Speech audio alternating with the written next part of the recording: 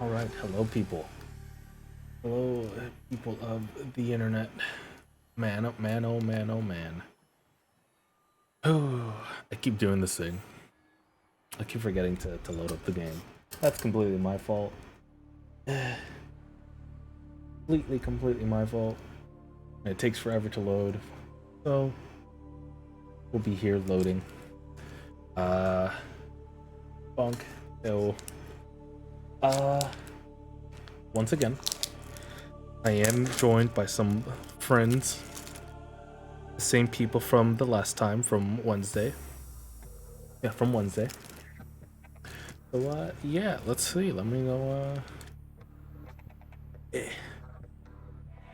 head on back to them. To all of them. Hello, friends. I'm Hello. live and I am streaming. Yay! Hell yeah, let's go! Yeah, can I go on? Time to toss myself at the nearest, Reaper Leviathan. Oh no. Bad Let's idea. go. Bad idea. Very bad idea, but drop everything, go with nothing, and go. And just do it just for the moment. I'm gonna Do take it my for the scanner. fun! I'm gonna take my scanner. And try to scan the Reaper. It's Bring funny. nothing. Funny because the two Reapers that I've seen so far, they've been chill. Wow. One of them had more beef with a Warper than Yeah. it did you. Bigger fish to Witnessing a fry. Reaper Leviathan try to eat a Warper is the funniest thing, because the Warper would just be like, teleports! Every single time they got close. It would just teleport. Uh, It's very funny. I love that every single time I spawn into my base, I'm underwater.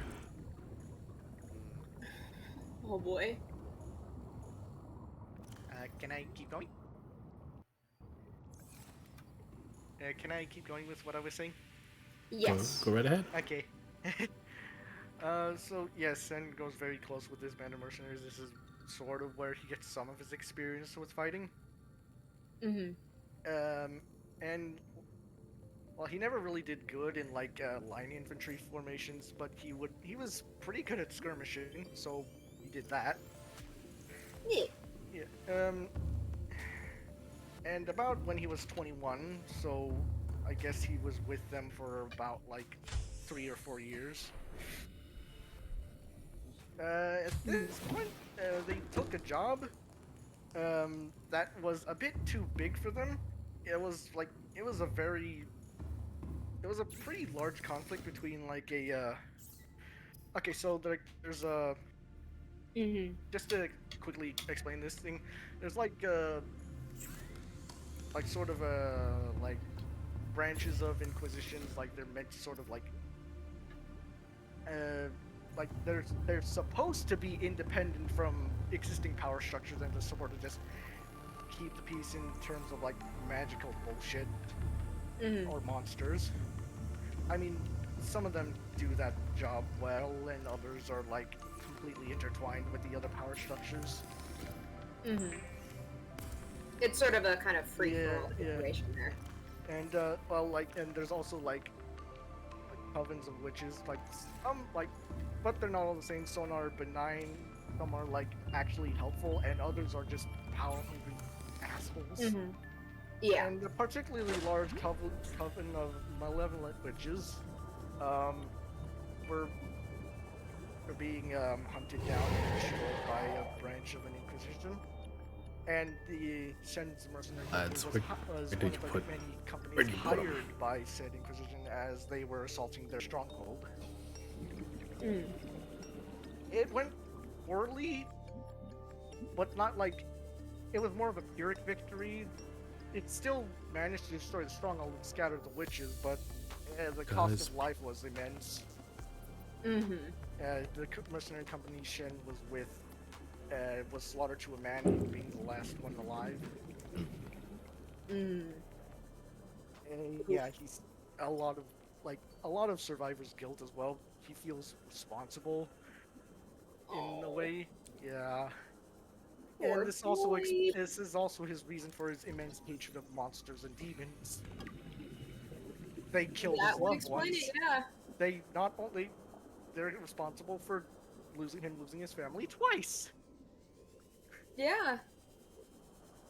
Yeah, it's like an almost self-destruct. It not almost like it is a self-destructive hatred of monsters because like some days he goes for a week without sleep and he's like looks like a rabid like beady-eyed animal sometimes. Oh boy, yeah.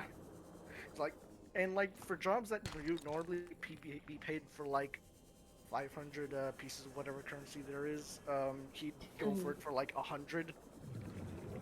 Like the reward is not the not the gold. The reward is just killing the thing. Mm-hmm. Yeah. Almost, you could almost call it a personal little crusade. A little bit, yeah. Yeah, yeah. And it got to a point where like like an agent of the Inquisition literally had to put him under arrest and tell him like, you need someone to watch you. You have a lot of power, but you're probably gonna end up getting yourself killed. So I'm just gonna send you to a monastery. Hopefully they can calm you the fuck down. Yeah. You need to calm the fuck down. Tone it down, buddy. Yeah. That is what Taya needs. He is a very unhinged individual. Someone needs to sit him down. Sit you down. Now the thing with Taya is he's full down for violence. He bites people. Calm Quite the fuck literally. down. He needs to calm down because he actually so some things mentioned about like him finding the relics of like his ancestor, right? Yeah. So fun fact, almost all of Miru's weapons are actually technically extensions of himself. They are formed from the crystals from his own body, with the exception of two of his weapons, which are his twin daggers, which are formed from the fangs of two demons he slayed, and then his demonic greatsword, which is a weapon that is ages old, and it was basically, it's believed lore-wise to be a remnant from Zeus before he died, like a physical remnant of him. So it's believed to be carved from one of his like bones or his fangs or something. It is a very powerful weapon, and it only responds to whoever is the strongest demon, and thus that person gets the title of King of Demons. The last true wielder of it was Miru, and so it was placed in the Citadel, guarded by the Elder Demons, who were basically in charge of looking after the weapon upon command of Miru, saying he did not want anybody to take the weapon that could potentially use it for something wrong. He didn't want some new tyrant demon, because that's how he got it. He took down his father, who was a tyrant. So he didn't want another demon tyrant to form, so he told the Elder Demons to watch over this weapon. Do not let anybody have it unless the weapon itself chooses them. And Miru's spirit sort of technically resides in the weapon to keep that from happening. But he's not like fully there, it's just that remnant of will. So he will only give it to somebody. Like the weapon will only respond to somebody who is deserving of that. And Taeyeon gets it. He finds it, takes it, and so the Elder Demons that remained don't get in his way. When they realize the weapon responds to him, they question him, and they're like, what are your intentions? And Taeyeon's not answering them. He is just pissed. But they let him be. They let him take the weapon because they're like, it chose him. It won't just respond to anybody. It chose him. So they don't know what's going on with him, but like, they're just like, we don't know what to do. We were told that if that happens, let the person have the weapon. That's all we were given instructions for. We weren't told what to do after that. I guess, here you go, I guess. Yeah, they're just really confused. So, Taeyeon has that, but some fun fact is because Taeyeon is a descendant of Miru, he does have that demon blood sort of laying dormant in him. When he absorbs these weapons, because his mech Scorpion is the name of his mech, it absorbs the weapons because it is perfectly usable material for it. It imbues the demonic mana that was originally in those weapons and reawakens that demon blood in him. And so now he has the same hunger that Miru had, which is where they feed off mana. Demons feed off mana. In the Aeolian world now, though, there is service, essentially pretty much like services and stuff like that for them, in which now they make mana-infused material for the demons to eat, so that there is like peace and they're not like hunting and killing them. Now there still are some like wild demons that exist that are like more beast-like than they are intelligent. That still are dealt with in accordance, but they're less of an issue as they used to be. They just have become less and less of a problem. I think the precedence of cults with giant mechs is kind of taking precedence over that. Yeah, it's a bit of a bigger problem. Yeah, just a slightly bigger problem. You know. But Taehyun does actually bite and eat people. He will do this. Now, he doesn't just do this to anybody. He usually targets individuals that he considers really bad. Like, awful people. And because power is now, once again, very heavily corrupted now, he targets individuals he thinks takes advantage of that. So he targets individuals he sees as bad kinds of people. Alien, right? But that doesn't excuse the fact that he specifically takes this as a means to scare people. And so he wears, it's actually in one of his outfits, he wears a muzzle that looks like a guardian dog's teeth. It has like the big beastly fangs. And he built this muzzle to where it's kind of more of a mask than a muzzle, but it has the appearance of a muzzle. And then when he when he bites down on somebody, there's a mechanism in the mask that lockjaws it in place. So whatever he's latched onto now, you will not get it's not coming out. You are hamburger meat. Yeah, he just has lockjawed you now, and it means that the only way you're getting out of this is you're losing this limb. You better hope that you could pop your limbs off like a Mr. Potato Head. Yeah, and it's terrifying. And Taeyeon uses that to his advantage to scare individuals. I mean, luckily Shen is very experienced in the limb-losing department. Yeah. I doubt Taeyeon would see Shen as, like, a bad person enough to actually do that to him. But Taeyeon is a swing first, ask questions later kind of bastard, so he may or may not try to electrocute him. Yeah, there are... Might take issue with the guy living in Shen's body at the moment. It's just a quick summary on that guy. Basically, old king who lived very, very long time ago. This person, like you could consider him like a very, almost like a paragon of virtue. He really, really wanted to do good by any means necessary, even to the point where he like basically made deal with the devil to like repeat his life forever and ever and ever, learning from the past life, doing the mistakes, trying to do it right. He tried every single way, because his philosophy was like, if there's a single person in my kingdom who is suffering in any way, then I have failed as a king. Oh, that is a good. Okay, good intentions. Good intentions, yes, but it drove There's so many problems with that. It's sort of with every little life, his love for humanity, his love for mortals, sort of was tainted by this hatred of them. Like, what the fuck? Why did you do that? Why did you do something so selfish? What the fuck is wrong with you?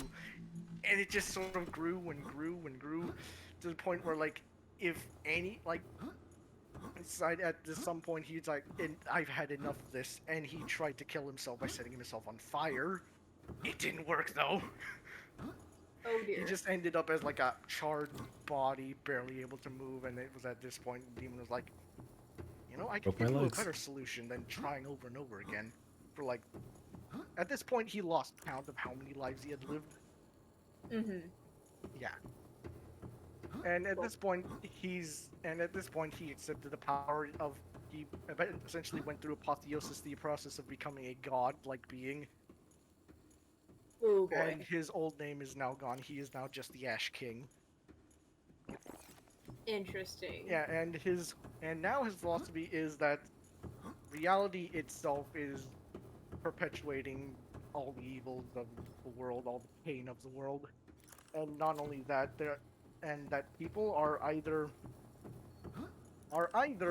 just contributing to that evil or are complacent with it. And like, even if there's even a hint of complacency within a person's heart, that person is still a bad person. Oof. Yeah, so like, unless you're like putting your mind, body, and soul like actively destroying yourself, trying to make a good change, then he still considers you a bad person. Oh no. Yeah, he's gone to other extremes, and well, this the on the map, that area between like the British Isles and Scandinavia, that area of sea, that was once land that was basically just burned away to ash and then passed ash into nothingness. Oh boy. And like, yeah, it took 3 archangels to defeat him and break him apart to millions of pieces. And his thought process is, I'm just gonna free everyone from all this bullshit. Think. Like, I'm gonna destroy reality. That's fair. Yeah, but it's extreme. Oh, it is. It's not the right answer, but it is an answer. Yeah. And sort of his personality is sort of bleeding into Shen, where Shen is like kind of passive. He wants to be just left alone. This guy is like, I have to do something. I see something, I have to do something about it, even if it's to my own detriment. Yep. Oh boy. Yeah. I found another Reaper Leviathan. Oh no. No. Yeah. It's time for death. Although Shen does know about like to an extent about the like, I guess, person who was once immortal. And he sympathizes with him, and like the little shard of humanity that is left of this being is very regretful of the decisions he's made. He wishes he had not accepted that deal in the first place. He wishes that he just had died a normal death, doing what he could have in his first life. But now that he's made the choice, he's forever trapped in this. Yeah. Yeah. This is his fate now. Until the end of time. Big old oof. Yeah. And it's sort of like, okay, so after a while, like, Shen gets involved in something bad, and like, he does actually get a father figure in someone in the monastery, almost kind of like an intimate father figure, who ends up dying. Oh great! In front of Shen. That. I did the same thing. But this is sort of like, it's different from the first 2 times that he had loved ones ripped away from him. Because what he was told by that person sort of was like a slap in the face, like, you are destroying yourself. I am not going to die. I did not die because of you. I died to save you. Don't you forget that. And so this is sort of like a slap in the face and a wake-up call, like, I am destroying myself, oh my god. And this is sort of where the story just sort of pauses. It's like at a crossroads. It could go any way from here. Yep. I absolutely feel that though, because Mirror's story starts off with basically him not ever getting to have known his biological family. Aside from his absolutely awful father. Oh, fun! And of course, he had his mother. She was wonderful to him. But unfortunately, because she was basically constantly protecting him from the abuse of his father, he he did not get as much time with her as he would have liked. So she was constantly, she was fending off injury because she would take the brunt of the abuse to protect her son. And so that was Miru's childhood, was just that. Eventually it got so bad that his mother gave her life to help him escape his father. Yeah. And then he was taken in by Samjoko, who was a good dad at first, but Sam fell into madness because he became so obsessed with getting back at the nobles. Because Samjoko has a very similar story. His family were nobles, but he was born with a severe disability that left one of his arms amputated. And because he could no longer fly without his other arm, his family sort of like disowned them because he wasn't able to use the wind mana effectively the way their family always had. So he was sort of disowned for having a disability. So he grew up in the underground, on the streets, and he had come to discover that this world, the underground, was terribly abandoned by these people who were supposed to protect them. And so he has this massive vendetta against. He wants to bring all of the noble class to their knees. And he wants them to be destroyed. He wants the power for himself. Get on your knees and suck on these. Yeah, basically. And so he became so obsessed with that he experimented on himself. And it would drive him slowly mad. Slowly devolving him into a monster. And he would not be able to see that. And so it would be his two sons who would witness it. And that's why Jiangsu is an interesting character, as morally questionable as he is. He is not a bad person. He takes on the role of leader of the Legion, which is the crime syndicate that basically Samjiko founds. He gathers up all the individual gangs of the underground and basically puts them all under one banner to basically unite them against the elite. He had all the good intentions, because what he just wanted was for these people not to have to suffer anymore, suffer at the hands of people who are supposed to care for them, supposed to look after them, and be there for them, and they have been abandoned. So he had the best intentions in the world, but unfortunately he was driven to madness. And so Miru would once more again become the brunt of abuse, because in Samjoko's eyes, he was simply just punishing his child for disobedience. But what was actually happening is Miru was being used as a guinea pig and basically being pitted up in a fight ring to test different experiments.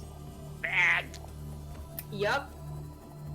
And so it would actually be Miru's brother, Jiangsu, who would actually end up helping him survive. Because basically the syndicate gets raided by the Fangs of Arcadia, who are basically...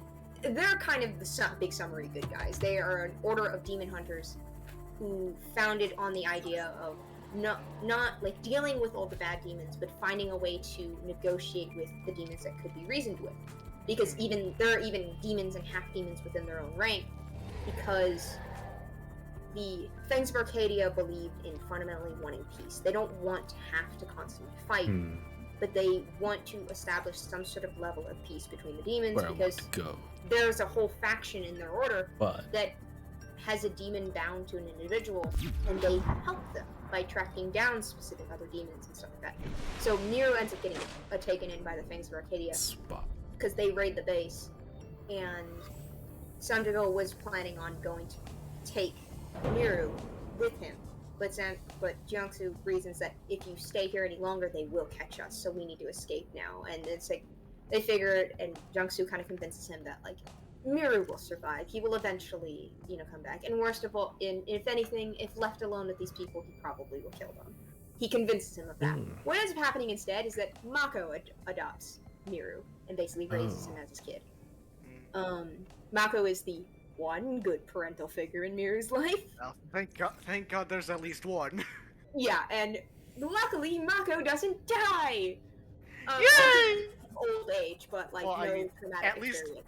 Yeah. But he, you know, he is the one who eventually teaches Miru how to have like a healthier mindset and stuff like that, because he's so mentally fucked up from everything.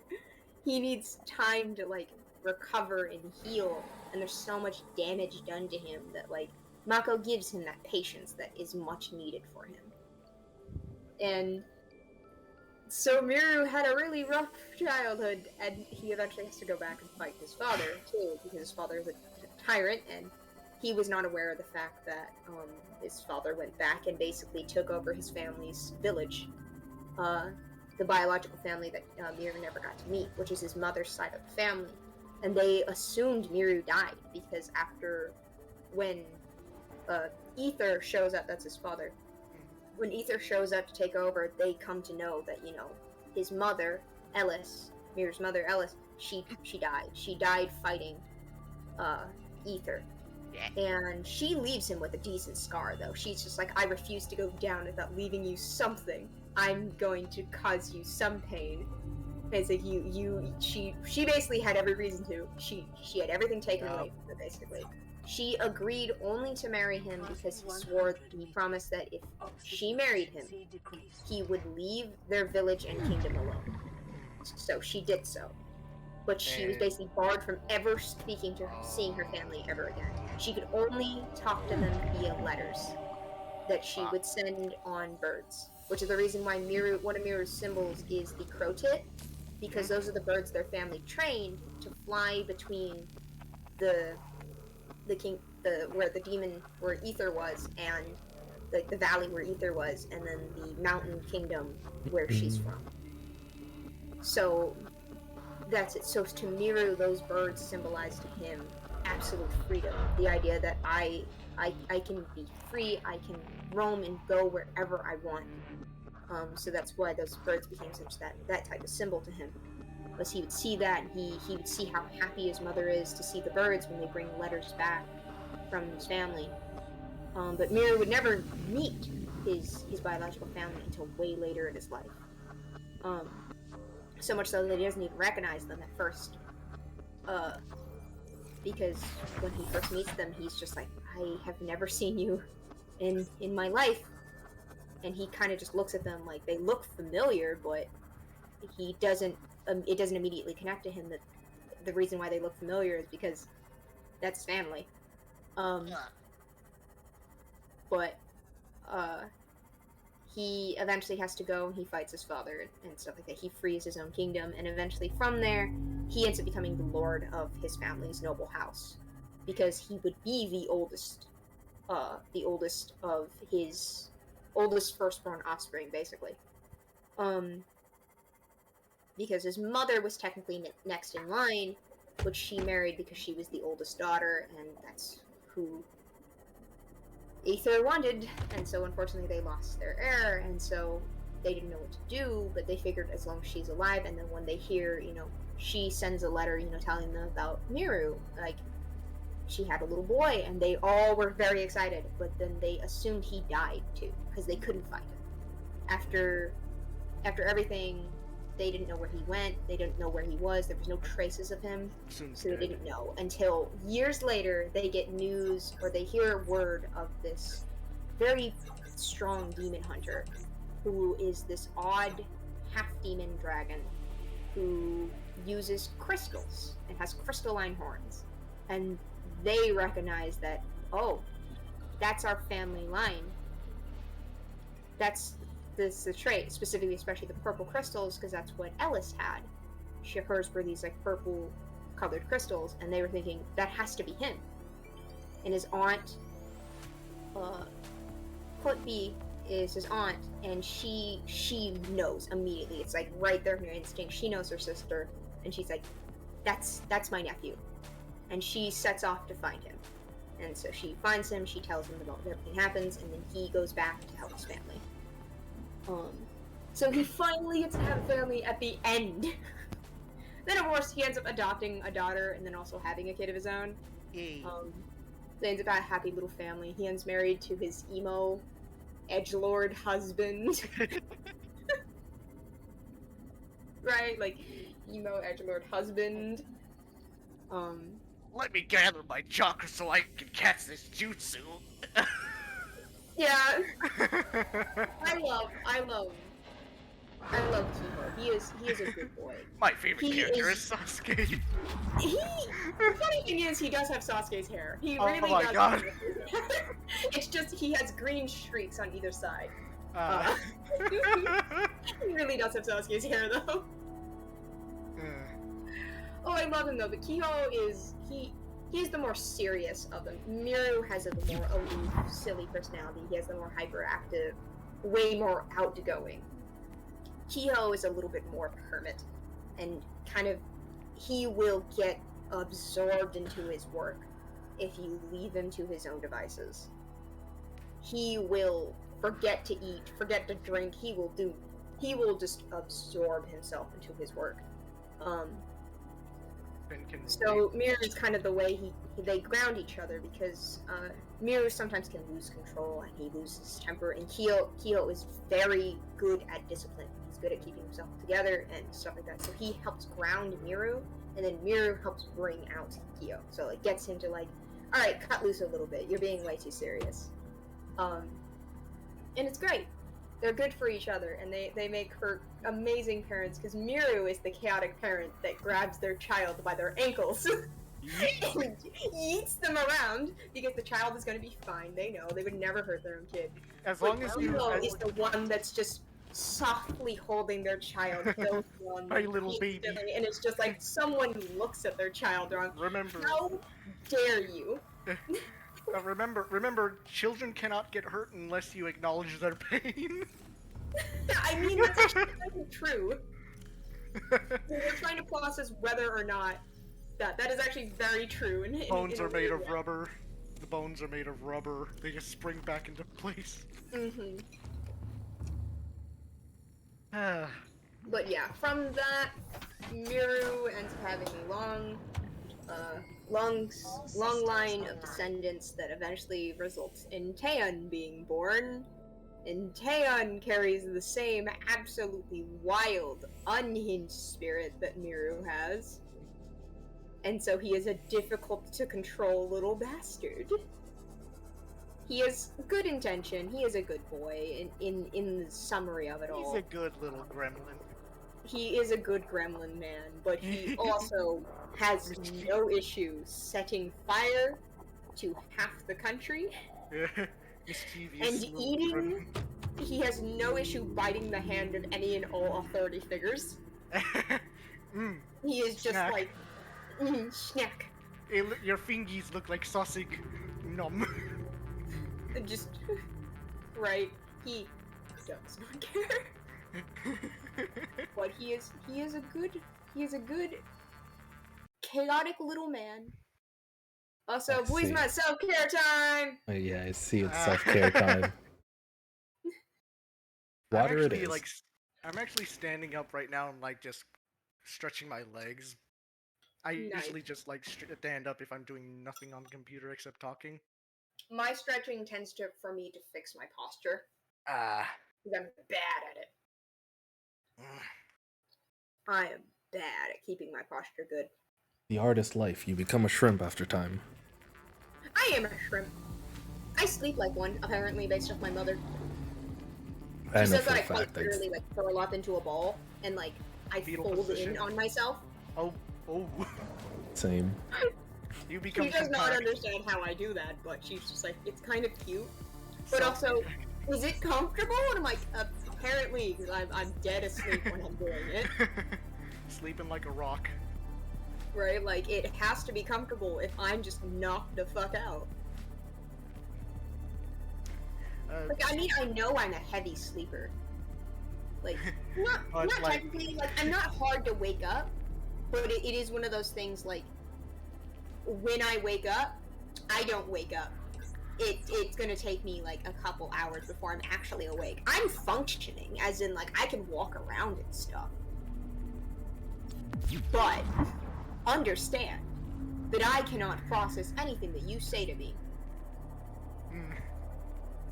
I have an image that's like a full-ass meme for how I feel about it. and it's, let me see if I can find it. But it's a great meme image that really does sum up how I feel when I wake up. Let me see if I can find it.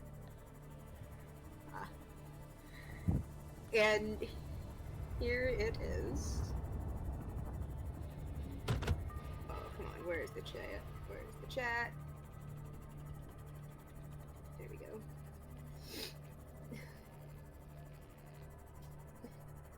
Chat for art streaming, there it is. This is me in the morning. This is how I am in the morning.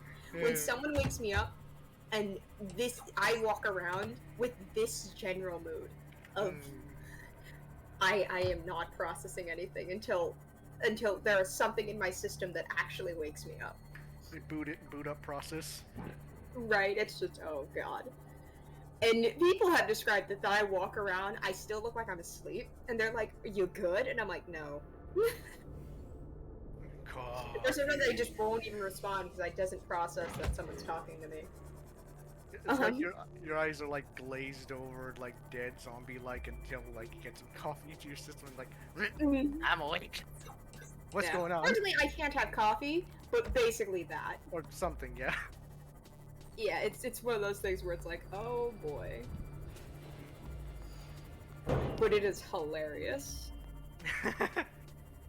Because people are just like, "You good there, Finn? You sure? Are you sure awake?" And it's just like, "No, I'm not sure at all." Tapping on the glass. Yeah, it really is just tap on the glass. Are they awake? Oh boy. Gets woken up in the middle of the night, someone's holding a knife over you, like, hold on, let me get some. No, if I am threatened in my sleep, if someone like violently wakes me up in my sleep, they're getting hit. It's not even, I don't even check to see who it is. They get smacked. And it's happened. It happened to my siblings. My brother did that once, and I decked him. And here's the worst part, because of how much shorter I am than my brother, because of how much older he was than me, because we're like a 5-year difference, right? I punched him in the dick. He got immediate. It was just immediate. That I didn't even look where I was swinging. I just Hey, swung. Dragon, And because unfortunately, gone. due to the height that I'm at, it was directly hit the dick. And it hope was that, just punch, and he went down. That meetup was, the rest of that meetup was good. Psychic damage. There was a lot of people and there it's just today. like, I am so sorry, but don't violently wake me up. I think you learned, and he did.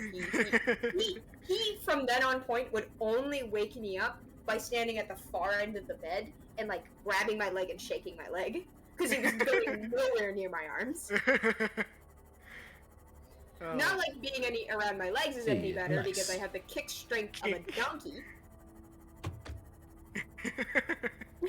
Oh, but God. At least it was easier to dodge me kicking than me just sudden force swing. Haymaker. Just like, yeah.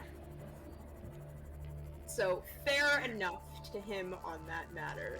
I felt bad, but also I was like, dude, please don't wake me up like that.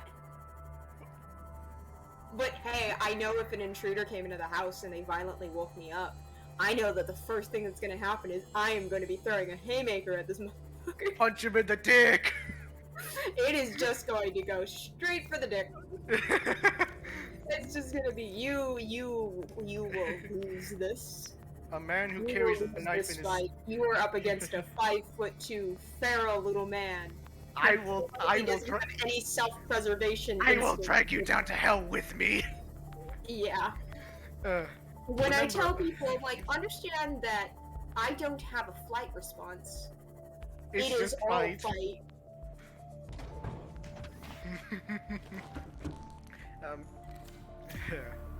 Chaotic bastard. Yes.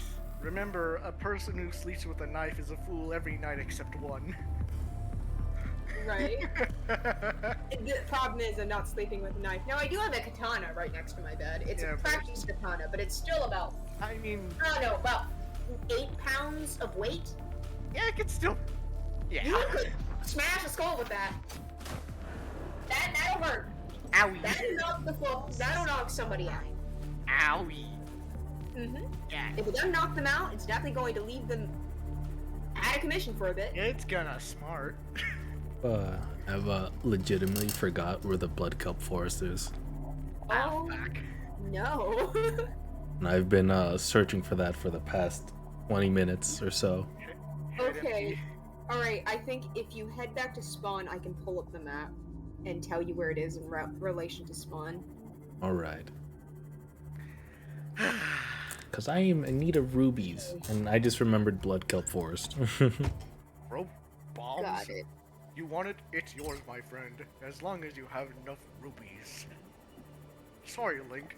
I don't give you credit. Come back when you're a little, richer.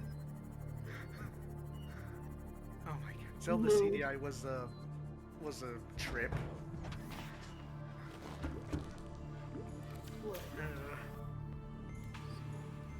Okay. So the Blood Kelp Zone is north of spawn. And it'll be slightly to the west. Alright. You'll pass by, I believe, you'll have to pass by the underwater islands, so yeah. I was in the right spot, it seems. I just forgot. Yeah, you were heading in the generally right direction, but I think you were heading a far north, which would have landed you in the mountains area instead. Yeah. And that would have been confusing. To be fair, though, sometimes the map for Subnautica is slightly confusing.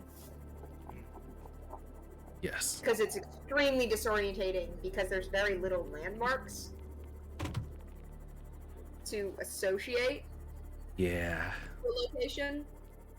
So you're like, well, fuck. Kinda guessing half the time. Mm-hmm.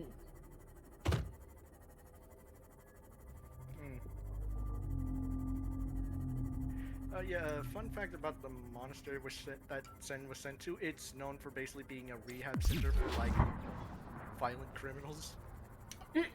Wild. His father figure was one of the most violent. He had the moniker, Noble Slayer. Amazing. For a reason. Basically, his story is basically if Romeo and Juliet was ended in a bloody and violent manner by a third party. Wild. Yeah. And, well, sort of poetically, his new life began after he killed, slaughtered a bunch of people out of vengeance, and ended as he was protecting someone he loved. Aww. Yeah, he saw his Shen was about if his. Well, okay, so basically, his family was caught in the crossfire between two noble blood feud between two noble houses, and well, he lost his wife, he lost his two children, and as well as a homestead. And it's like, I'm going to end this feud right fucking now, and well, the I'll day end the he feud myself. yeah. And the day he slaughtered all of them, even the people who were not directly involved in the blood feud, women, children, and servants, was actually a day they had actually gotten together in order to sign an armistice between each other. He didn't fucking know, he just knew they were going to be there. Oof. Ugh, yeah. And so he was given a choice between he gave himself up after slaughtering them all because like, I have no fucking purpose anymore. He didn't fight back. Yeah. It wasn't like. And so he was given a choice: either you go, you get a quick shot, quick drop and a short stop, or get yourself fixed at that monastery over there in the mountains. Yeah. Fair. It's a fucking trip. Oof. Big old oof. Yeah. I mean, technically speaking, Miru, when he joins, he technically doesn't initially want to join the Fangs of Arcadia. He sort of is super hesitant, being still kind of like in the mindset of like where he belonged is in the underground with his brother and everyone else. But then he also had no interest in wanting to go back because of just how shitty he got treated by the person who's supposed to be like a good father figure to him, right? Yeah. But it is because he spends so much time with the other Fangs of Arcadia, the other hunters, that he starts to find a nice place among them. Because at first they're all like really hesitant, kind of spooked by him, because he is kind of scary. He's a half demon. He is known to just be absolutely vicious. He has shredded both demon and people alike. So he's just scary. But he's like, eventually, like, Mako is like the one, especially it's mostly because of Mako, because Mako's just very patient and kind.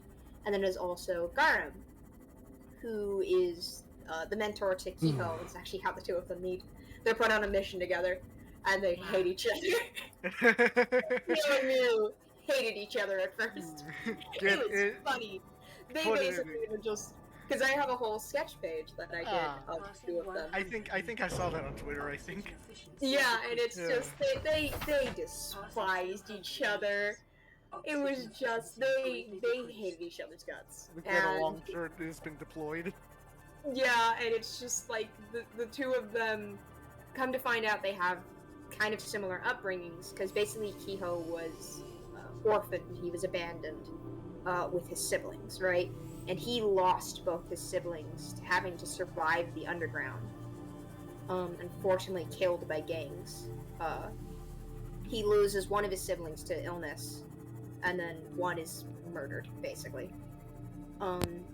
So he had nothing else for his life, and then it was, again, the Fangs of Arcadia that ended up rescuing him. And so he was raised with them as well. So they both have very similar situations in life, and they start to bond over that over time. And it forms a friendship and then more, and then they become a couple, and it's really cute and stupid because they're just two chaotic emo idiots. And I love the two of them. Rivals to lovers. Yeah, quite literally, it's the rivals to lovers kind of situation. I love that trope. I hate you so much. I hate you too. 5 minutes later, it's someone else just like, God, I fucking hate him. What the fuck did you say about him? You don't get to insult him. Only I get to insult him. And that's how their relationship goes for quite a while. And it is hilarious. Good. But my boys. But part of Miru's upbringing and training in there, of course, with actually a lot of other rookies and trainees in the Fangs of Arcadia, is they have to spend time at the temples and churches, basically, which are run by monks. And the temples and churches are places of no violence. There is not allowed to be any sort of violence in the grounds of those places. And they are considered sanctuaries for any and all people, no matter where their origins come from.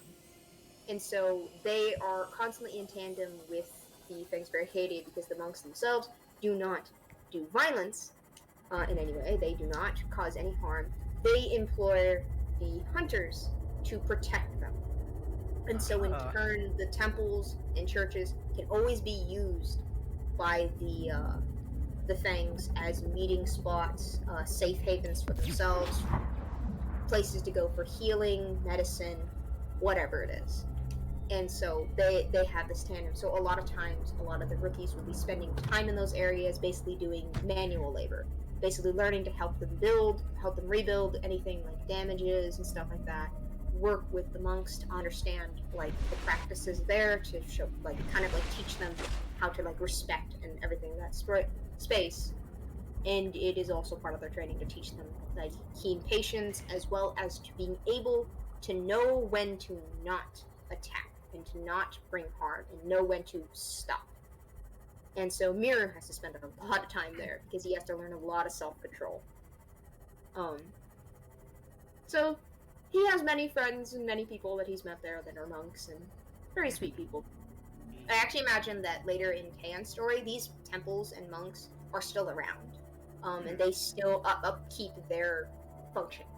They choose to continue to live by it. Like no matter where people come from, if they have sought refuge here, nobody can touch them, and it remains that way. And so Tan kind of being mildly wanted by the walled city for destroying 6 blocks.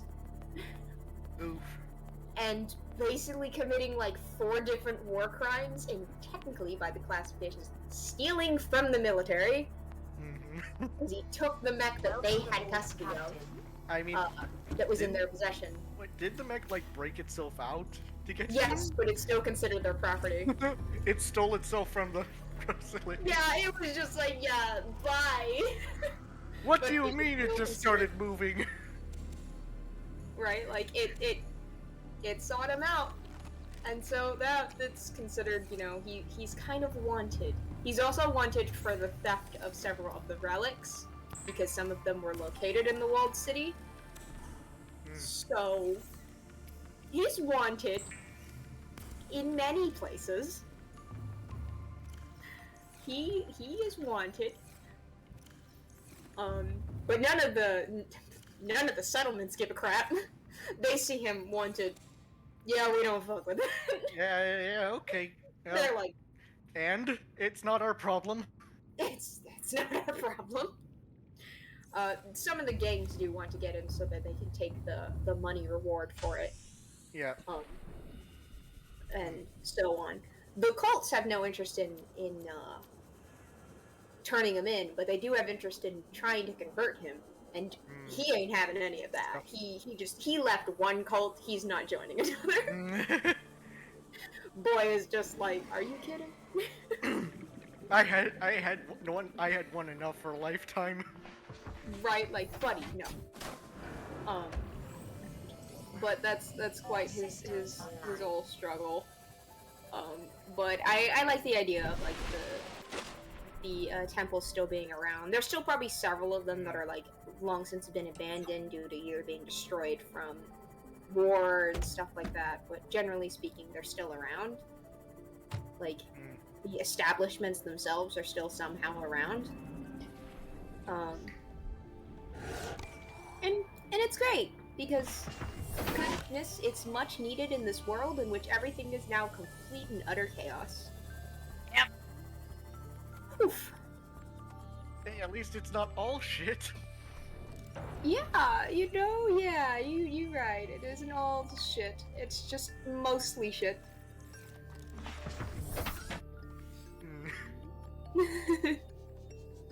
That statement, though. It's just mostly.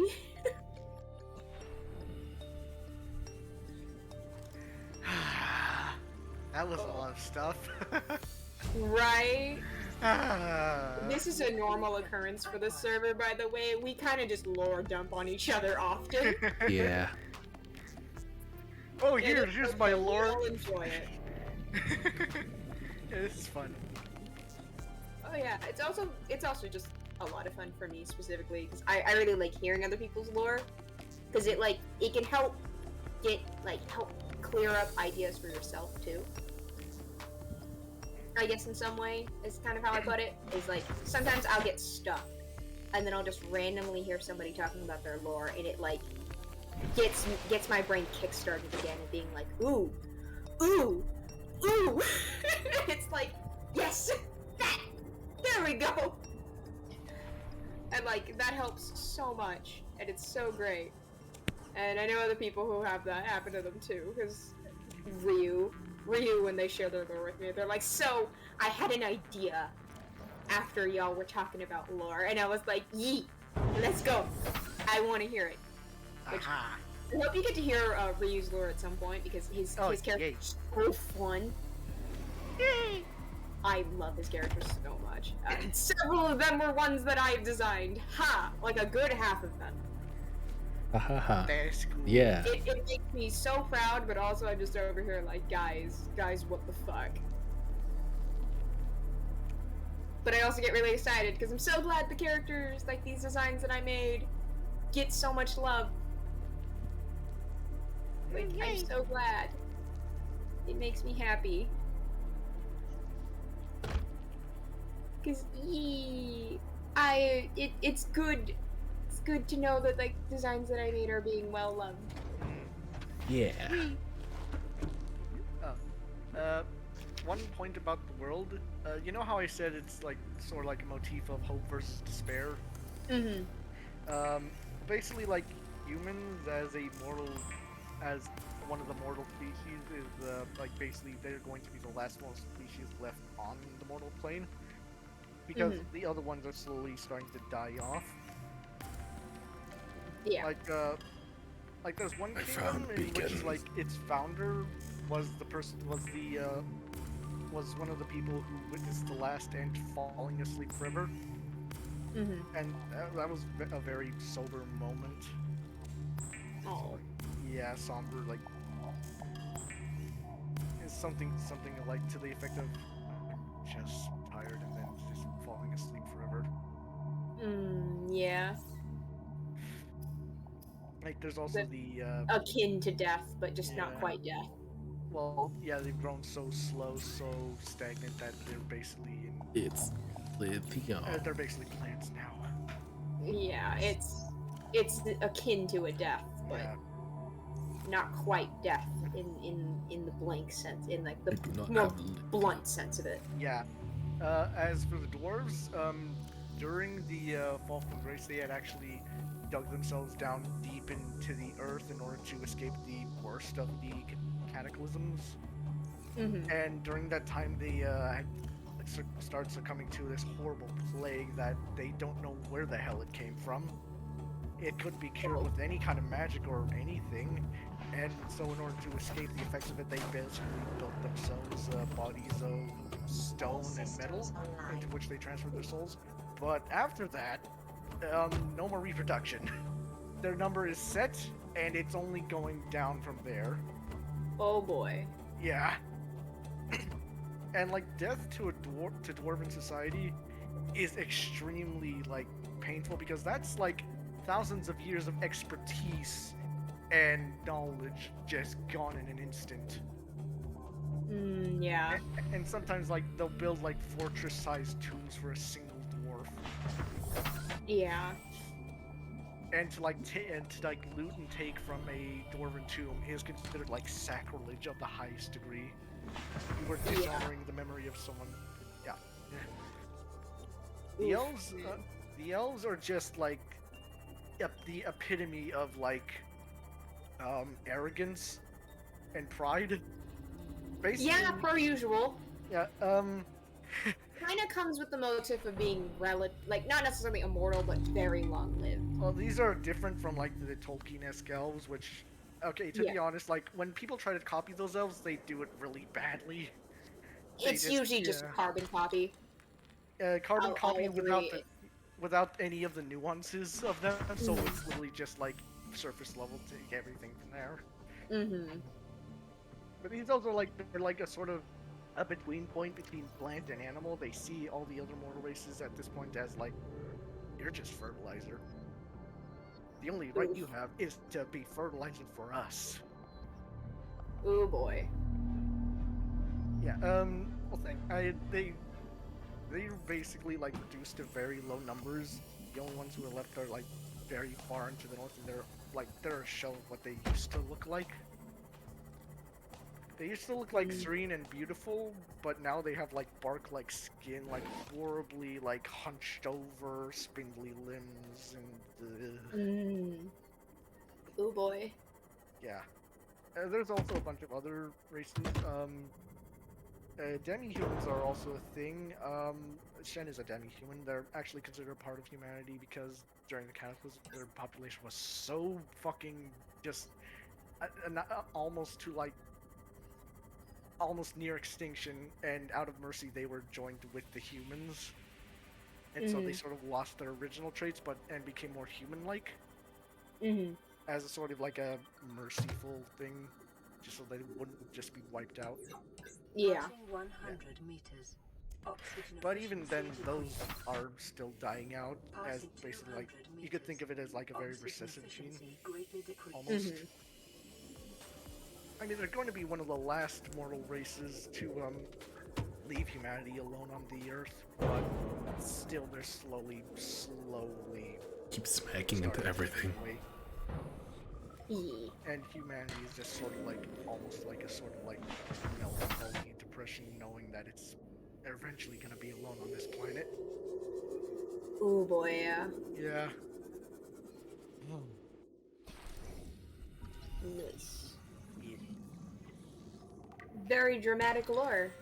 Yeah. Kind of borders grimdark, but not But necessarily. it's like, yeah, it's like there's always, it's like they're fighting to keep the hope alive and refusing to give in to despair. Yeah. It is it's like just barely hugging the edge of grimdark, which is a really I love grimdark stuff. Yeah. But I think I like grimdark mostly because the aesthetics. Pretty. Yeah, it tends to be like gothic aesthetics, which is like one of my favorites. Which is the things of Arcadia, basically. They're kind of very heavily based off of like the Victorian, like cool Victorian like demon hunting orders and stuff like that. So they have a very similar aesthetic to them. Because I grew up on watching Van Helsing and Underworld, and y'all can pry this trope from my cold, dead hands. Yeah! I will die, and I will die with this trope. It's one of my favorites. And, I finally, like, got to really experience, I didn't get to experience it by playing it, sadly, but, Bloodborne. That's good shit. And the Souls games. Yes! And getting to watch Jack play them and other people play them, it's been so enjoyable, because, like, there it is. There's my favorite trope. There it is. My favorite type of setting, my favorite style of setting, but, like, mix that with, Asia, because that's a lot of what's mixed into Keolia is, because I'm Korean, half Korean, and I mix a lot of like old Korean architecture and clothing style, and a lot of the governmental structure is very similar to that of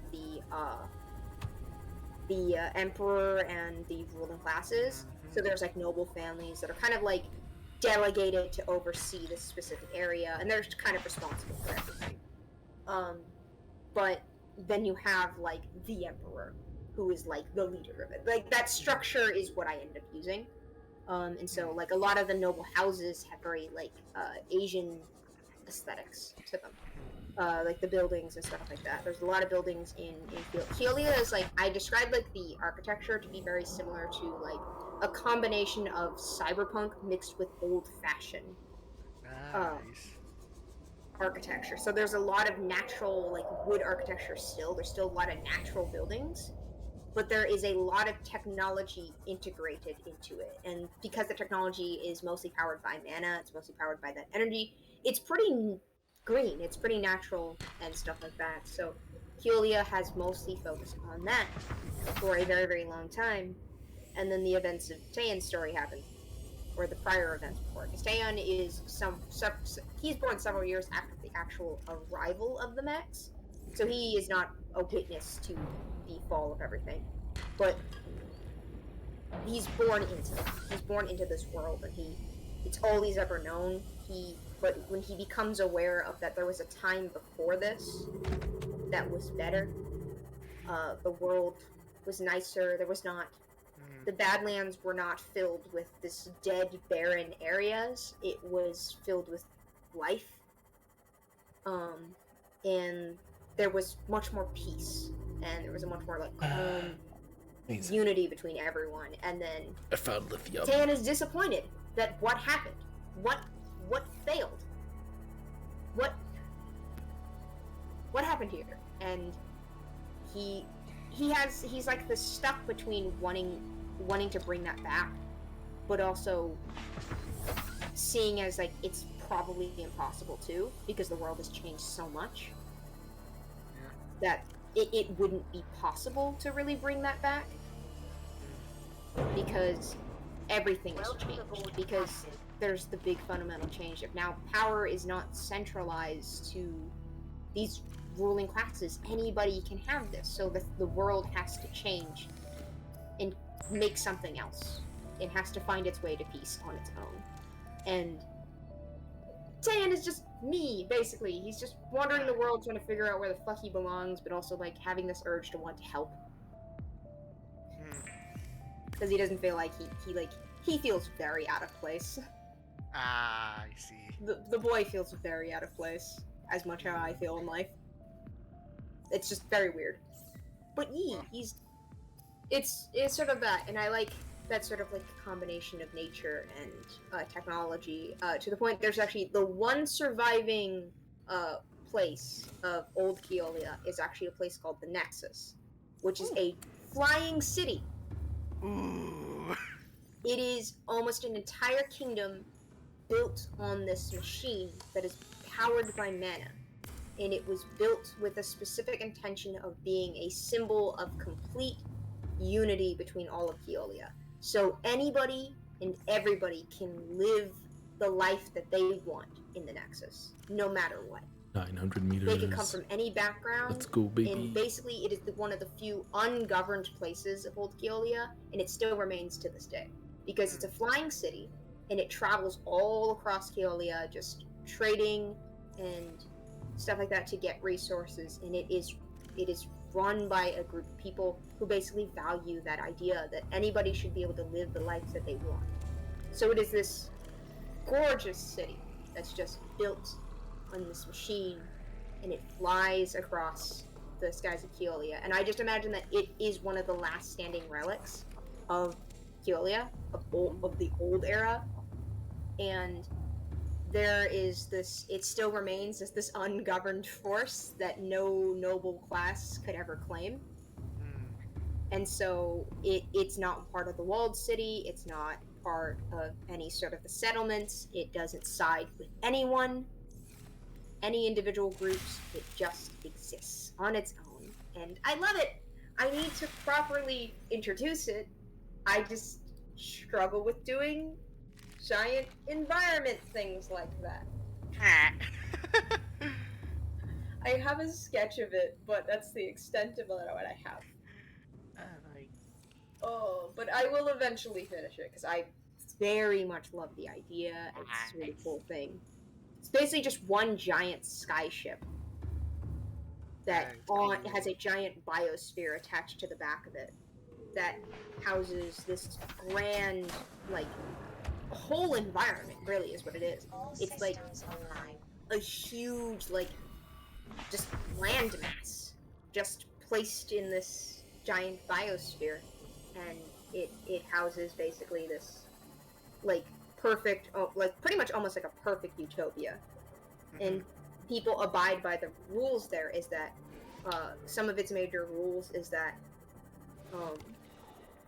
like, it has a lot of rules centered around, making sure that nobody is able to have weapons in public spaces where it remains completely safe. There are rules against acts of violence against individuals. If you choose to act violent against someone else in the Nexus, you are just yeeted out of the ship. Understand, you are miles up in the air. You are just walk off the plank with you, bitch. Quite literally.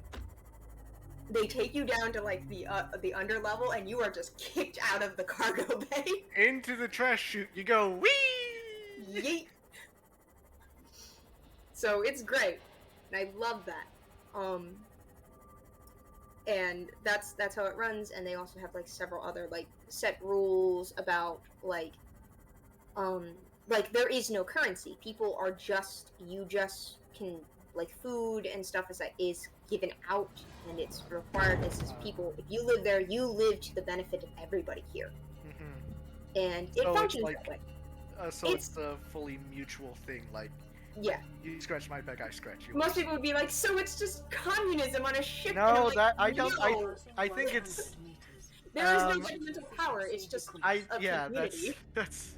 I think there's a big It's difference. akin to pirates, really, is what it is. Free boot, free. there They're is no just spy governmental pirates. body. That's There, really there what's is- going on here. there is no governmental body telling people to do this. This is a mutual agreement. Yeah, and you get on the ship based for that thing. You mutually agree to this.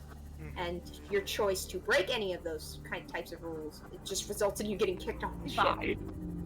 You just quite literally, it's literally you get kicked off the ship. Hope there's a lake beneath you. Right? Better hope there's a lake, or we're happen to be over the ocean. Although, Actually, if you're gonna go face first yeah, right into the yeah, just smash. just it's not even that, it's also like, do you understand Yeah. that the Keolian waters are huge and are full of gigantic creatures? Good luck. Have fun! Including greater demons that are like the size of freight ships. Snacks falling from the sky. Right? Like, buddy. You don't want to be yeeted off the ship into the ocean. That is not the way you want to be yeeted.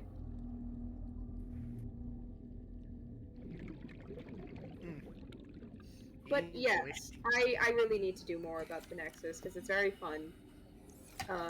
The pilot, or basically the captain of this entire thing, I have an idea for them. And they don't function as like, oh, this is the leader of everyone answers to them. No, they're just quite literally the captain. They just make sure that the ship is running, and they're just like, I make sure we don't crash into mountains. Ooh. Or crash into the sea. Like, I just maintain all the schedules and stuff, buddy. But also, if you do anything to my ship or the people on the ship, I will absolutely throw you.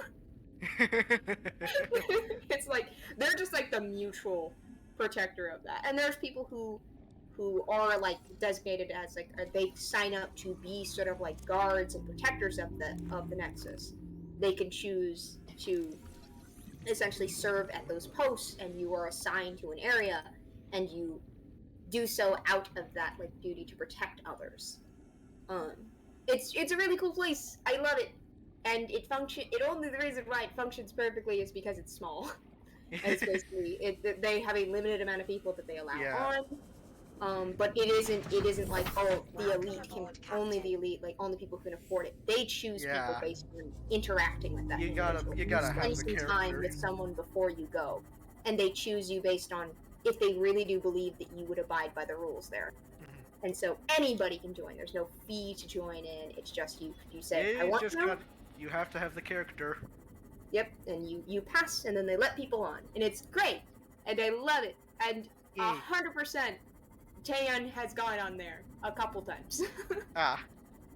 Because he's just like, I don't like people.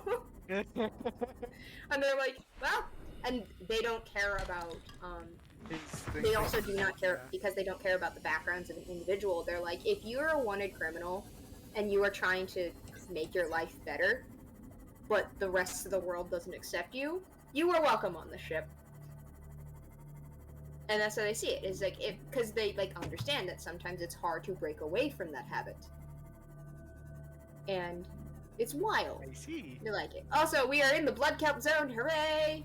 Woo! I've been here a couple times. Also, because I looked over, welcome B. B's just Hello. voice chat. Hello, B. I know you're muted. 'Tis fine. Hello, welcome. I found the blueprint for the beacons, so Nice. finally. So you can start adding the beacons to places and naming them. I think you can. I thought you're able to edit the beacons, or was that for below Yes. 0? No, you can't. You can't edit them. Cool. Oh, hey there. Please, not now.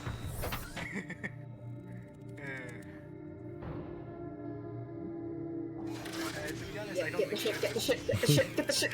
Yeet out, yeet out. You might want to stay with. They will teleport you out of the ship. That'd be funny. Oh, hey Yeah, there. they can teleport you out of the ship. Boy. Oh, hello. Hey, the first contact. Look at that. All right. Hi. Oh my ship. The poor sea moth. It's getting bodied boy. once again. Damn. Oh And boy. Shen has had a lot of experience with a lot of different groups of people in his life. From Oh like boy. from nobles to rebels to serfs to kings, a lot of different people. He takes a lot of different jobs. Fair. Yeah. He's seen like the whole spectrum of people from people in position of power basically breaking their backs to do everything they can to like the ones who don't even know what the hell their kingdom is doing. Who's hurting Yeah. me? Am I getting bit? Like there's Oh, no well. like there's no like totally evil or totally good rebels unless in very specific cases. Well, after all, Yeah. they're mortal. They're all Yeah. mortal. They're all inherently flawed beings. Yeah. And a lot of them will recognize that and refuse to call themselves good people. They're just people. Fair enough. Yeah. I mean, most of us can say that about ourselves. Mm, Try our best to be good people, yeah. but being a good person is a lot harder than people say. A lot harder than people think. A general rule of thumb for like nobles trying to teach their children to become a good heir is to treat your serfs like your own, like you would treat your own children. Care for them, and they're your responsibility. Sure you can have them work for you, but they are your responsibility. And if you Yeah, treat them their poorly, choices and actions end up coming down to you. yeah, it's like the sort of Damocles story, like that crown weighs heavy upon your head. Mm-hmm. If anything bad were to happen to them, you have to pick up the It's- responsibility. Yeah, you're held accountable. And a couple like small scale wars have been started over like lords not flaunting their responsibility and neighboring lords being like, yeah, we're deposing that fucker. Yep. As one does. We're deposing you and giving your position to someone who's actually going to pick up the fucking job. Right, yeah, pretty much.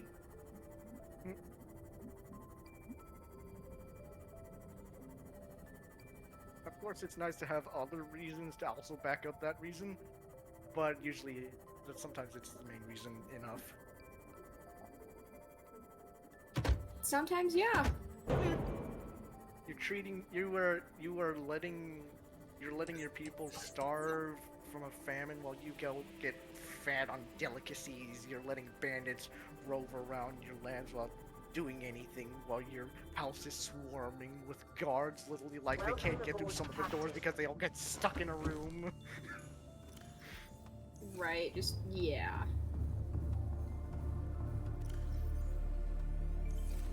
There's in Keola, there's a fair share of that. Most of the nobles, because they're held to the accountability of you are meant to be protectors versus like an authority necessarily. Their original responsibility is to be protectors because it's believed like Keolia's original religion is because the gods were there and present. It wasn't like we are better because Yeah. of our religion. It was like the gods gave you power, and it was to protect the world like they do.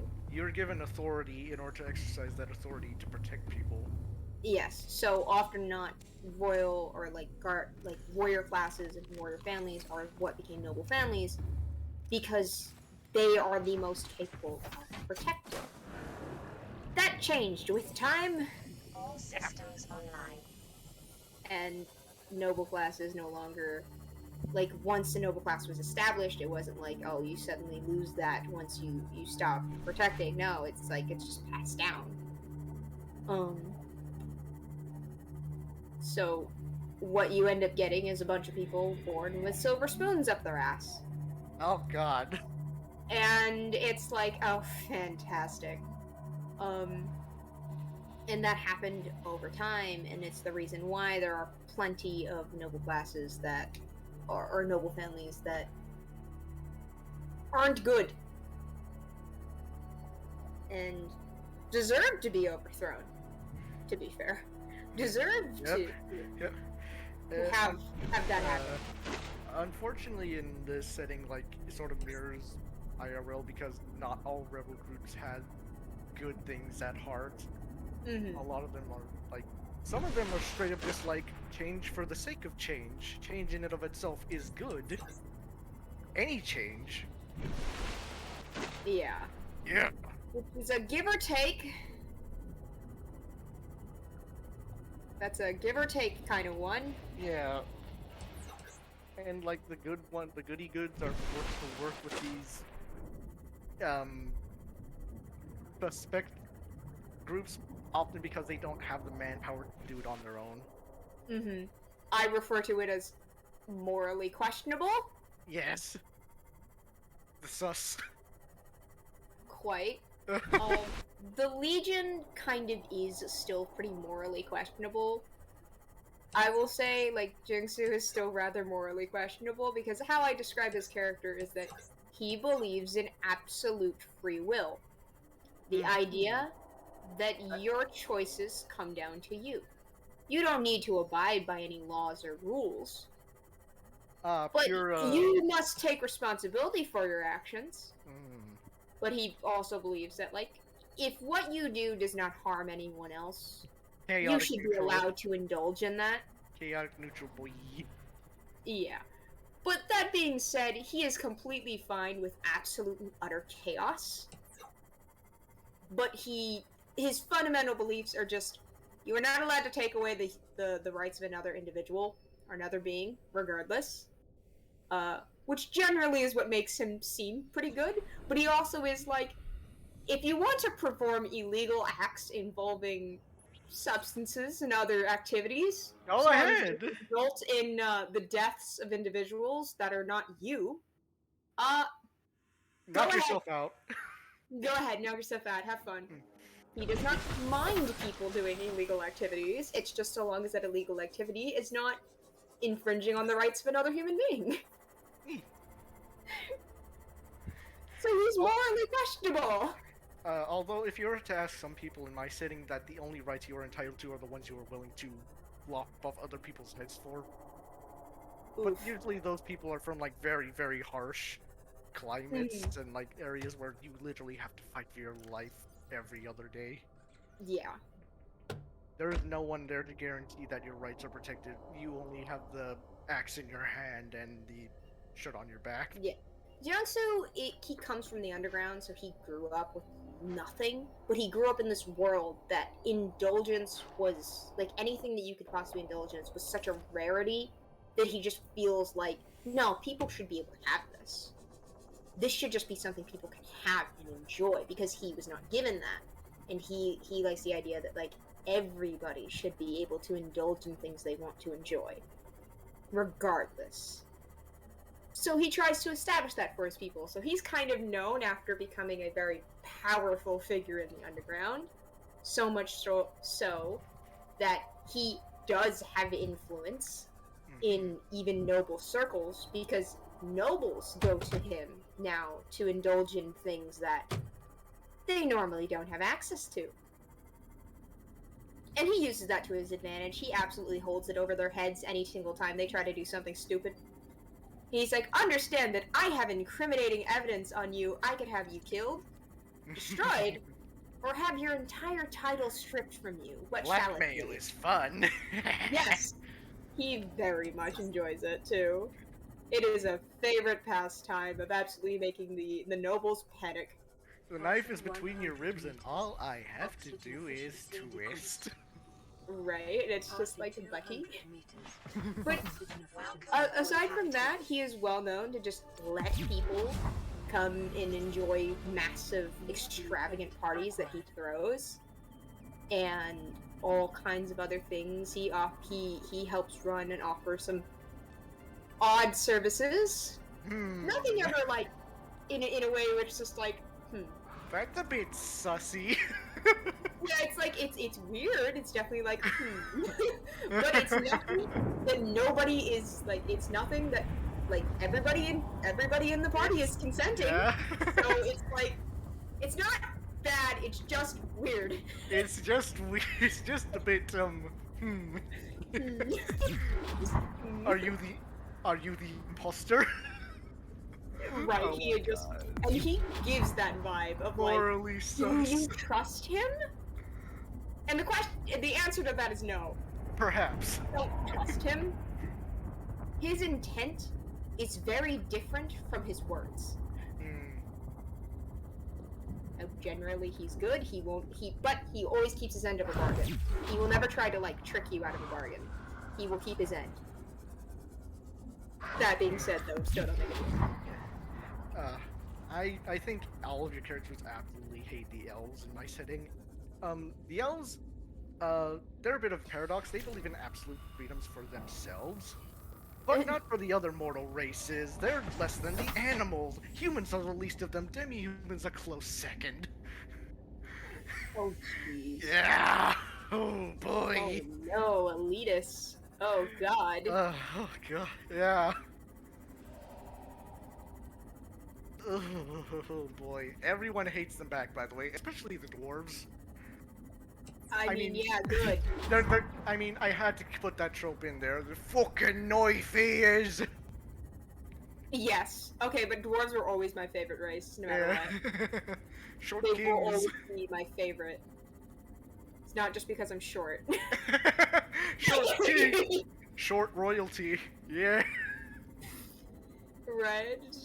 But I love them. I've always loved the dwarves. I always like I think it's always because I've always like vibed hard with like them being sort of like very pulling a lot of like inspiration from Nordic culture and those types of like that, and how they always have this sort of like, if you're a good fighter, all is well.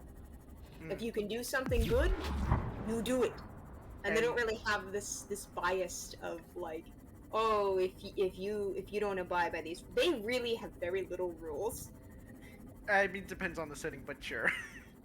Yeah, specifically, but like generally speaking, they always gave me this vibe of like, these guys are probably way more lenient than the other races. That if you did something weird, but you were really good at whatever the thing you do is, they're probably among them that will question you the least on the matter. They always gave me the vibe of like, honestly, if you were just the weird kid who was really good at collecting bugs, but for some reason you were also really, really good at collecting rare objects because of it, they wouldn't question you. The dwarves wouldn't question it. They'd be like, he's just a little weird. That's the vibe they always gave me, and I've always loved them for that. The relationship between humans and dwarves is a bit of an interesting one. Like, sure, the dwarves, like, they have more experience with all these things, crafting, mining, that sort of stuff. But with humans, they're just so much more numerous. They can get so much more done in terms of like getting raw materials for them.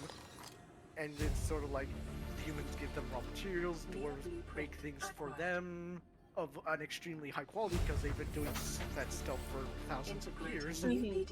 So it's more of this like mutual of like, I don't know how you crazy little monkeys can do this, but well, they're not little monkeys anymore. They're basically golems. They had not like talking about the dwarves, like the dwarves were the humans. Like, I don't know what you weird little how you weird little monkeys managed to do this so fast, tall, lanky, hairless monkeys. Yeah, well, I don't know how y'all managed to do this so fast, but you're doing good. We ain't gonna question it. Just don't touch the tombs of our ancestors, or we will bury you alive. Right, like you will know anger. Yeah, ancestors are very important to them. Yes. And that's also something taken from Nordic culture heavily, Yeah. because that's something very much. Desecrating a tomb in Nordic culture is like blasphemy. Tomb desecration is a giant fucking no. Yep. Oi, stop touching our great grandpa, bitch. Right, it's just stop that. Stop it. Stop that right this instant. The only reason they have axes is because elves live in trees, laddie. We fucking hate the elves. Right, like, okay, but mood. Yeah. Mood, the elves are just basically tree Nazis, then, like, Actually, yeah. if they're just forest Nazis, then you know what? Be done. Be done with them. Funny thing, the elves, they love their animals, but they hate the other mortal races. Yeah. Oh boy. I mean, I too would love my Yeah. dog more than I love people. Like, I love my cat more than anything yeah. else. Like, right, like, everyone comes second to her. she is first priority, always. And they do have a sort of line of thought that, well, the humans fucked up as being the head steward. We should have a hard turn in the sun. And which is why they view humans as the absolute lowest of the mortal races. Because they were the ones who fucked up first.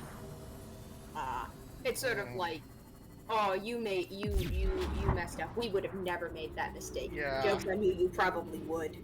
Yeah. Ah. Right, like, that's the funny thing. It's just like, I'm pretty sure the humans are full aware of that. They're like, no, you would have made the exact same mistake. Don't you even pretend. Yeah. At least we can acknowledge that we made an oopsie. Yeah. But don't even think for a second that you wouldn't either. Which is mood. Big mood. Yeah. Oh, also a little tidbit I've had thinking for a while. Before, like, during the Cataclysm, like, there was actually, like, a war between people who stayed faithful to the gods and those who were straight up, like, trying to march upon the gates. Oh boy. And in one case, there was two brothers, and their bond was fucking, like, you couldn't find a better brothers at any other point of time, even for that time. One of them were killed, and the other flew into such a fucking manic rage that, well, fast forward to the present, whenever a berserker goes into what is called a berserker gang, they're actually experiencing the same rage that guy felt, echoing through time. Oh boy. Yeah, it's almost like a hereditary thing. They just feel such rage and sorrow. It's pretty emotionally draining, which is why they're often, like, very stoic. Fair, that makes a lot of sense. Like, all the emotions, like, nah, I don't have time for emotions right now. I just drained myself for the next 3 months. Captain. Fair. And also, they're kind of ostracized because sometimes the younger berserkers, they sometimes can't control it, and, like, in a culture that is very values family and camaraderie very heavily, the fact that you could suddenly go into a rage and kill those people is kind of, yeah. It's kind of scary. Yeah, so it's understandable. They fully understand it, but it's still, it's a heavy burden to carry. Oh yeah, for sure. Can be great. They also, There's a little bit of a lore bit down in lore chat that explains something for Tan, or not Tan, but Miru. Miru experiences basically in uncontrolled hunger for mana, which can result in him becoming very feral and attacking anything around him that harbors any level of mana and tries to eat them. Oh god, Because no. the residual rage left over from basically what happened when he became an experiment, his powers got amplified, but that also amplified his need to refuel that mana that he burns. So it makes him very aggressive. Chen is gonna be lighting up like a flare next to him if he ever does that. Oh god. Luckily, Miru learns a lot of self-control, and he learns how to control it. So he uses it mostly to hunt malevolent demons. E. And uses it to hunt his other demons and or anybody who is really like evil. He focuses that rage onto them. Ah. Taehyun reawakens that, Oh no! and he does have the control over it, but he's a lot more unhinged about it. In the sense that this boy, he would have no issue turning you into a shish kebab or Oh roasting no! you over a fire. Shen has actually experienced being shish kebab like at least twice. Yeah, so understand Taehyun may. Oh, but that's only if Taehyun would perceive Shen as a threat Mm, or a potentially bad individual. yeah. If he doesn't see him as that, he won't do anything. He'll just be like, leave me alone. Ah. Because otherwise, he's just a tired vagabond that just wants to be left alone.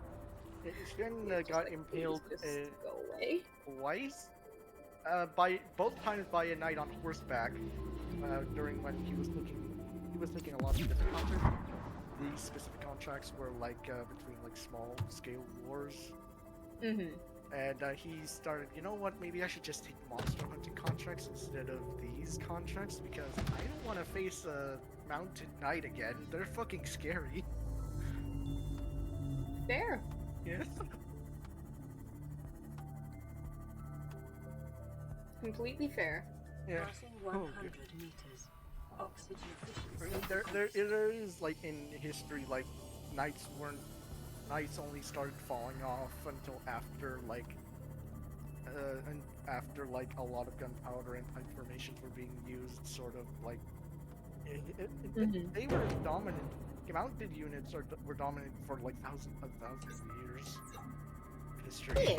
Yeah. Yeah, so it's pretty scary, especially when the knight is decked out in full armor and well, usually vast majority of knights are going to have some experience with magic, although it's not in the same, it's not in the traditional like I could cast spells. It's more like they're using mana to strengthen themselves and to make themselves more resistant to magic. Mm-hmm. Yeah. Yeah, that makes sense. Yeah. I would say I always describe Keolia's setting as like modern fantasy. I compare it very much to how like Final Fantasy's at, where there's like enough technology. There's like modern and futuristic technology, cyberpunk level technology, but it is still a fantasy type setting. So there's still a lot of like cool high tech blades and stuff like that Yeah. that are around. But there's also a lot of old fashioned weapons around too. Like there's some people who just straight up have katanas. Yeah. They just have katanas. There's nothing special about that katana. It's just a traditional katana. I have a giant mech. What do you have? Sword. Yeah, just sword. I like in like one of the games you can suplex a fucking train. That's beautiful. But yeah, I kind of enjoy having like the combination setting, I guess, is sort of like still getting to have like all the fun high fantasy stuff, but also still be able to like have cool normal technology. It helps a lot because my brain goes constantly back and forth between the two, so I'm just like, you know what, let's just smash the two settings together. And just Yeah. bullshit it. I have fantasy. I have sci-fi. Oh. All of the above. I turned both switches on. I don't think they were supposed to both be on, but they are both on. You put the chemical A and chemical B in the same beaker. It's bubbling and shaking, but you like the result. Right? It's like, ooh, shiny. I assume this is like the Lost River, whatever the thing is called underneath. Yes, you are currently, I think... Yeah, you are currently at the Lost River. I think you're in the Bone Fields right now? Just want to toss. There's one of the Ghost Leviathans. Cool. I just want to toss a beacon down here. Yeah, I think that's... Ow, I believe... stinky. Because you went in from the... The blood kelp. Blood Kelp area. So you should be at the...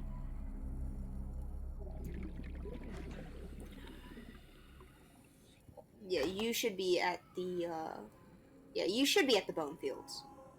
All right. Because I think if you enter in the other way, you will be, I think, closer to the tree. Which I think the other one is in the mountains.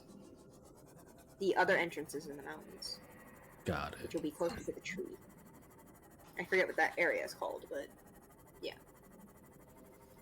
And then there's more Ration. the ghost rays and all kinds of other things. There's also the oh, I can't remember their names, but the funky ghosty looking fish things. They look like the eels. I forget what they're called. There was one other earlier that I would not recommend. They are very aggressive. Do not go near them. Everything's aggressive down here, I assume. Yes, almost everything. The rays aren't most of the small fish, but everything else bad. Also, if you get out, which I don't think you're going to get out of your sea moth very often, but do not go into the green water that is brine, and it will hurt you. Got it. It'll damage you. So if you get out, don't go in that. This is the sort of like around the aesthetic I'm going for and where Shen is. Hang on. Heading over to chat. Uh-huh. See.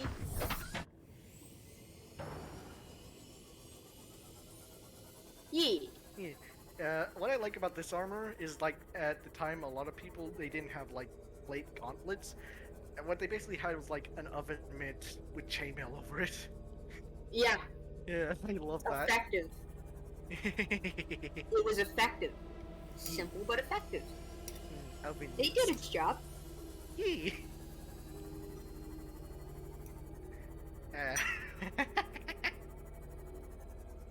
I love that setting because it's fun. It can be silly at times because sometimes the armor really do look silly.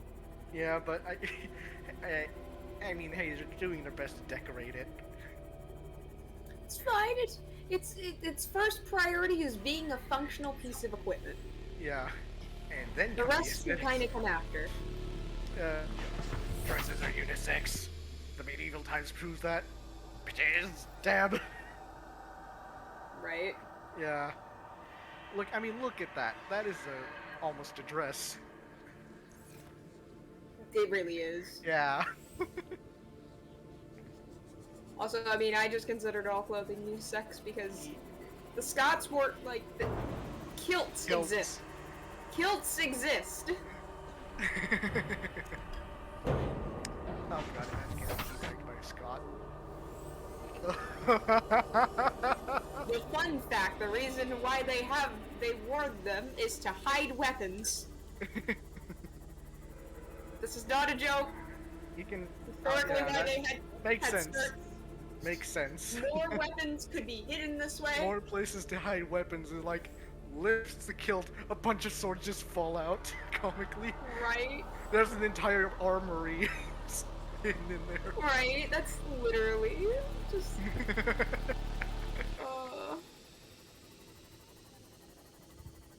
This is an interesting area. There's a thing in the middle over there. I love historically accurate bullcrap. Yeah, It's very I like a good amount of historical authenticity in like settings. Makes it honestly, yeah, it makes it feel more lively. Hell yeah. Yeah, I do not like when like films or TVs, like, in order to portray medieval times, they just like desaturate everything, throw mud on everything. No, there was a lot of colorful stuff.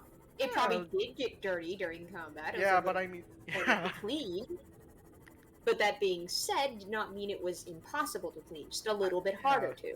Yeah, I mean, there were jobs of literally people shoveling shit and bringing it outside the city to be dumped in cesspits and not just left there. Yeah. Yeah. So it's also like, do you think we just suddenly started using color now? Humans have monkey brain. We like colorful things. Yeet. You think our ancestor didn't paint everything? Like, buddy, humans like shiny objects. Of course we made everything colorful. Yee.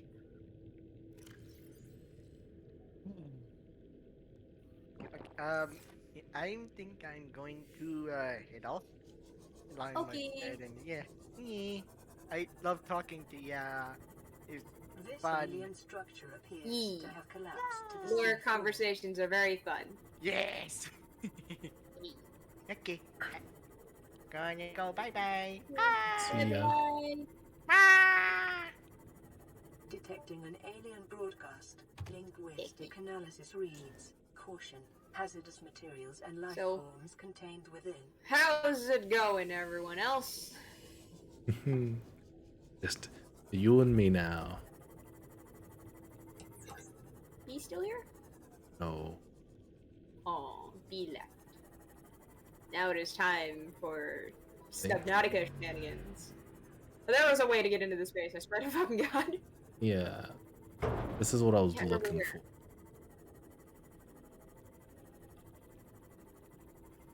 Was it? I'll This find might it. just be the. This might just be one of the power things, and there might not be an entrance. Oh wait, no, look down. Is that the entrance? No, that's not the entrance. Might be one of the power things. Yeah, I think this is the one that got destroyed. I think that actually might be a destroyed base. But I think if you follow those pipes, the little things that are coming off of them, you can. It leads you to the other base. I think.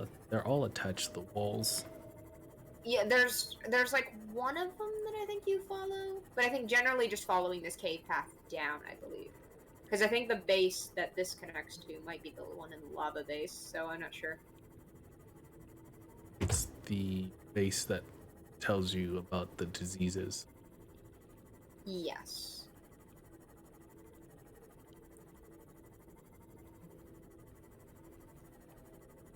Yes, the good old Lego. coronavirus.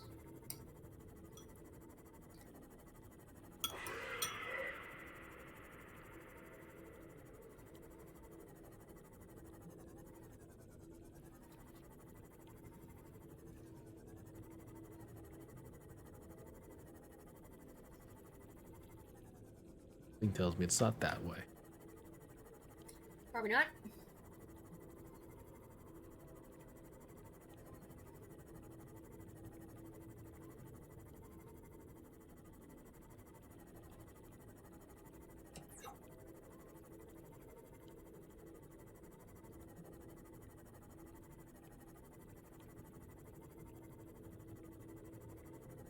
Well, look at that.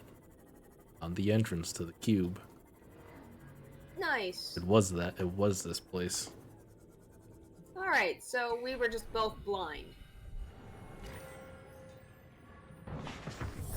Welcome aboard, Captain. Interior walls in this You'll wanna section collect are the ion substantially cubes. reinforced, indicating the designers were seeking either to keep something out or contain it within. Whatever their intention, it clearly failed. You're gonna need more of the tablets. It's funny. I think 'cause I have all the the- tablets. What happened? I think I have on the map where all the tablets are. There's 3, and I think you later get blueprint how to make one, and then you'll be able to get the rest. But there's 3, Naturally spawned. yeah. And I think they're all on the gun island, Egg. I think. Alright. Or I should say near the gun island. 2 are on the island, and 1 is just north of the island.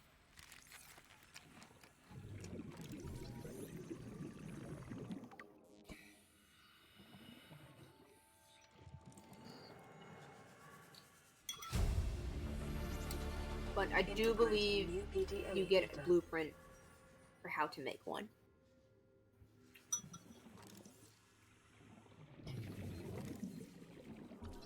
Yeah, but you'll need a lot of those ion cubes to power the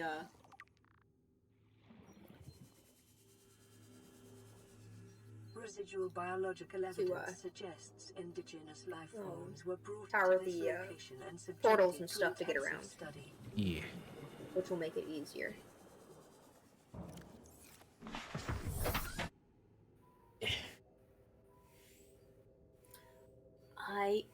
also believe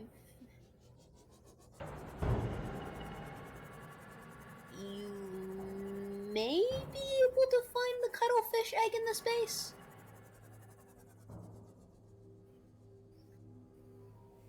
I think. I am not entirely sure. Slowly, my sea moth further in. Data pertaining to the bacterium is being downloaded. Caution. Detecting atypical fluctuations in blood plasma proteins. A self-scan is strongly advised. Self-scan complete. Bacterial infection has spread to the skin and pulmonary system.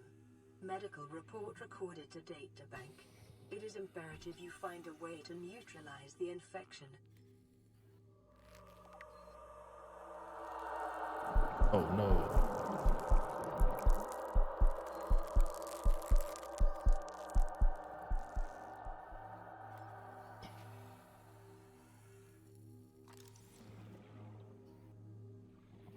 Yep, big oh no.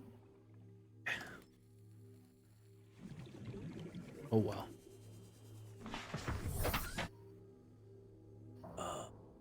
Have to go all the way back home to make another tablet.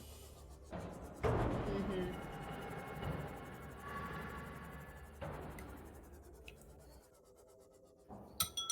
All right.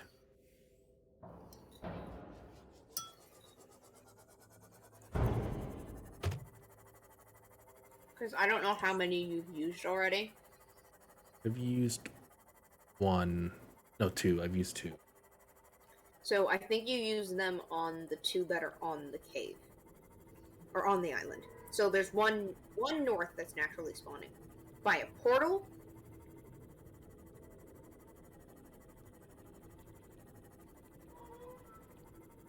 But I'm not sure. Because I do believe this is the gun island. Because the gun island is north. And then the base island is south. Got it.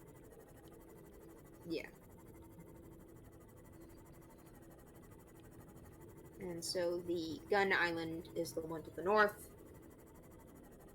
And I believe it has two of the tablets on the island itself. Or at least around that, really close to it. And then the other one is just north. I think you unlocked that portal though, but I just think you didn't find the tablet. Probably not.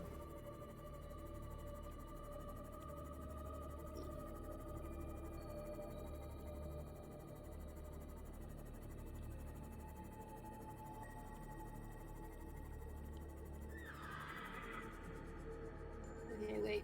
I might be reading the map wrong. So there's 3 tablets underwater. There are 1, 2, 4, 5 on land. All right. So the 5 on land, there's one at the base island. The one where all the base is. I think I saw you pick up that tablet, right? Probably. When you went to that island to get the multi-purpose one. Probably. When we were looking for that. I think we went on the island and I think I saw you pick up that tablet. So there are 3. Okay, so there's 4 on land. I think I saw you pick up 1 more on land for the gun island. But I think there are 1, 2, 3 more that you need to get on the island, and then the 3 that are underwater. So you got a lot of tablets to go collect. Cool. Oh boy. At least they're all in like one area. So it's not like running all over the map, it's just, well, we gotta go to one area again. I have the blueprint to make that. I definitely know I pick that up. Yeah. Which could be easier. Ah, 2 diamonds. Pick those up later. I just think they need some material that I'm not sure. There it is. 2 diamond and the ion cube. Okay, yeah. I'd recommend save the iron cubes. At least I think save a couple. for the portals, Right. because you'll want those to fast travel between places.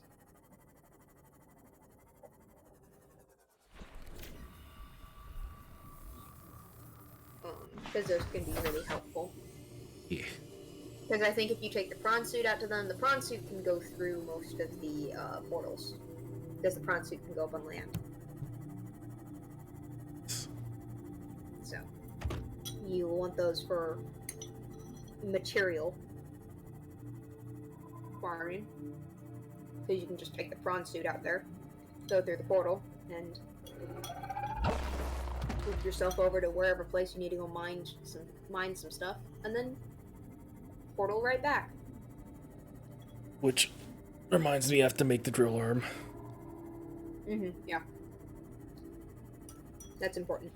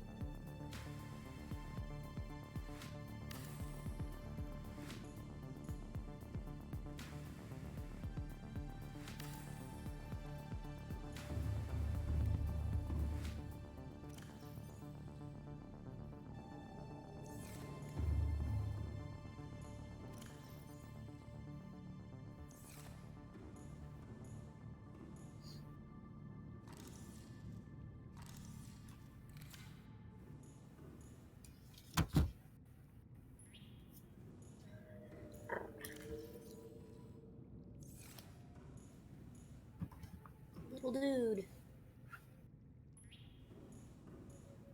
Putting down all the stuff I've picked up. Nice. Little dude.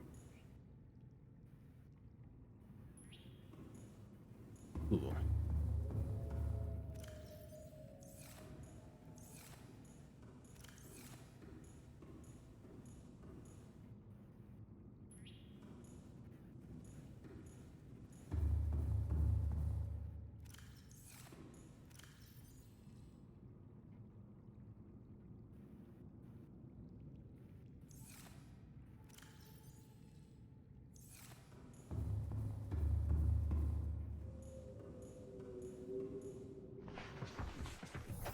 All right. Back I go. All systems online.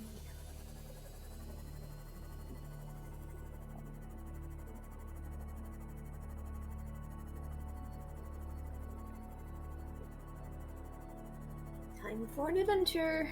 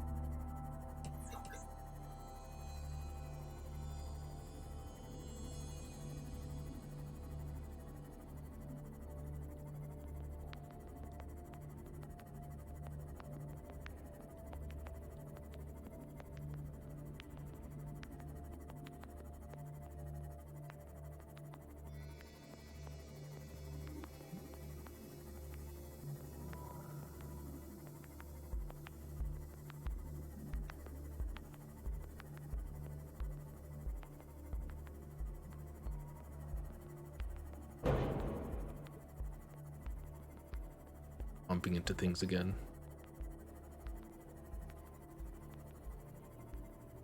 Oof. Gotta stop doing that at some point. Perhaps. Mayhaps. Someday. Yes, someday. Don't know when that day would be. Someday. Someday. Yeah, fair enough.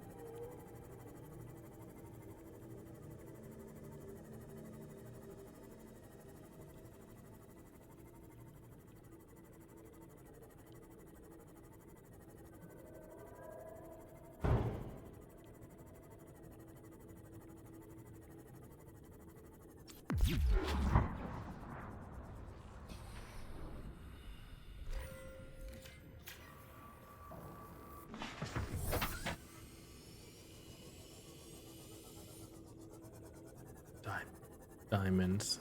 Diamonds everywhere. That's quartz. Take it anyway. Quartz is helpful. It is needed for other things. Yes. Eventually, once you get the Cyclops, it will be needed. Which I still need to find Cyclops parts. Yeah. I forget where you find them.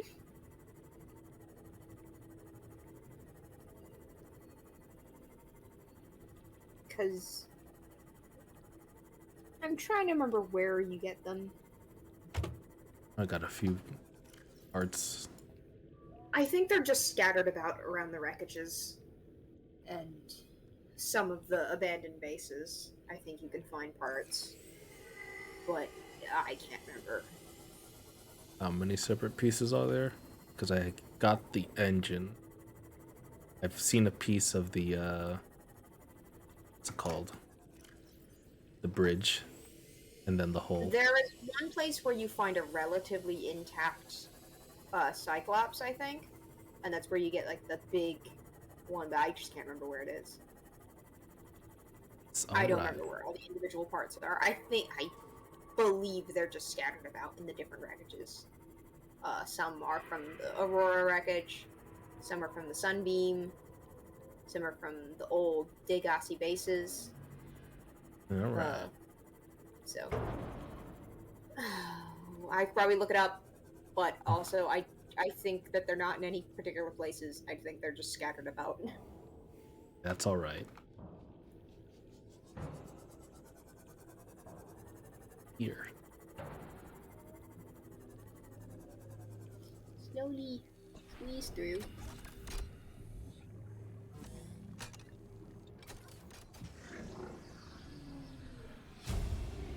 Oh yeah.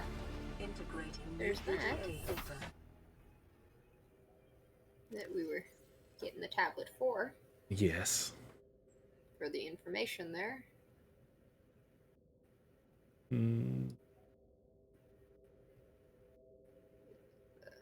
Research data, which gives you a little bit more about the story. Oh boy. Yeah. There we go. That's the one. Unidentified Leviathan. Mm-hmm.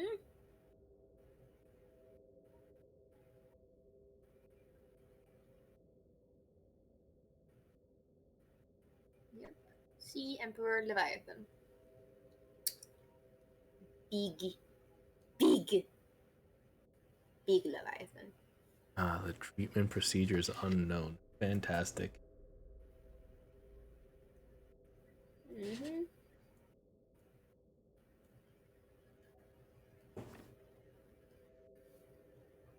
Time to just off a cure. Yep. Alright. And do the very human thing that we do, and it's be incredibly resilient and determined. Yes. The greatest trait of the human race. Sheer fucking determination.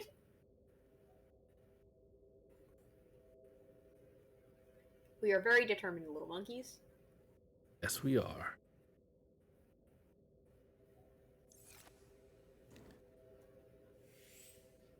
Before I disappear, is there any?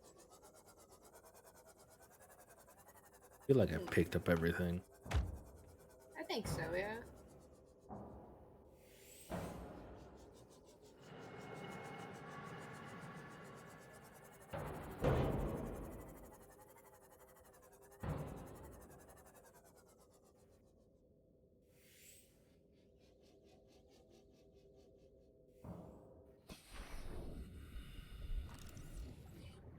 That's just green shining off everywhere. Got it.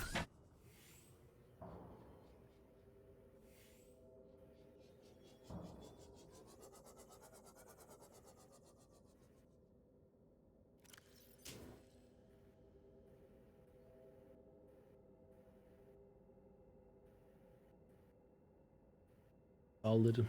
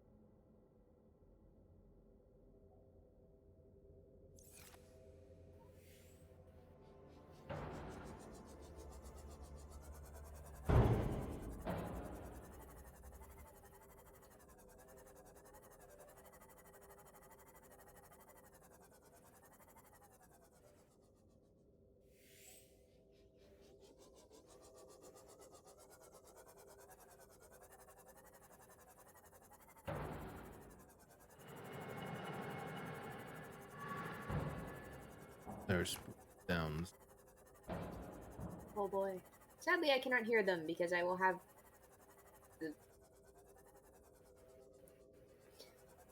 the like echo double audio because of the delay.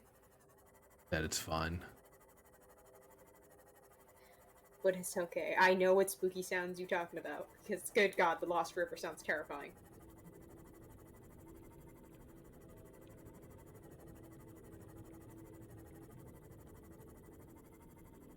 Fun fact about the Ghost Leviathan sounds. It's a warped sound of a bull screaming and a human scream. Ah. They just warped that sound a couple times, and that's the Ghost Leviathan noise. Is a bull, apparently, and a human scream. Understandable. That is terrifying. Would explain why it sounds scary as heck.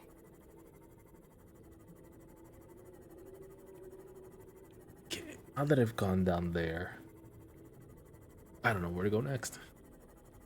Thinking. There. I do think to get down to the rest of everything, you are going to need to upgrade to get the depth modules for the prawn suit, so that is something to work towards. Because the prawn suit is the vehicle that can go the deepest on its own. Right. Because Man was vibing. it also is the only thing that's capable of navigating everything easier than this. Yeah. The boy is having a problem. You good there, buddy? He's Truly. having an issue. Hey, look at him. Just a wobbly man. Oh boy.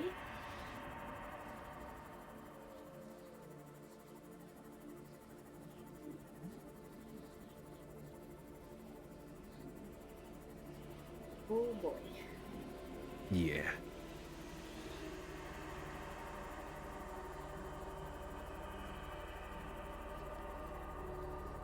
Time to head back up.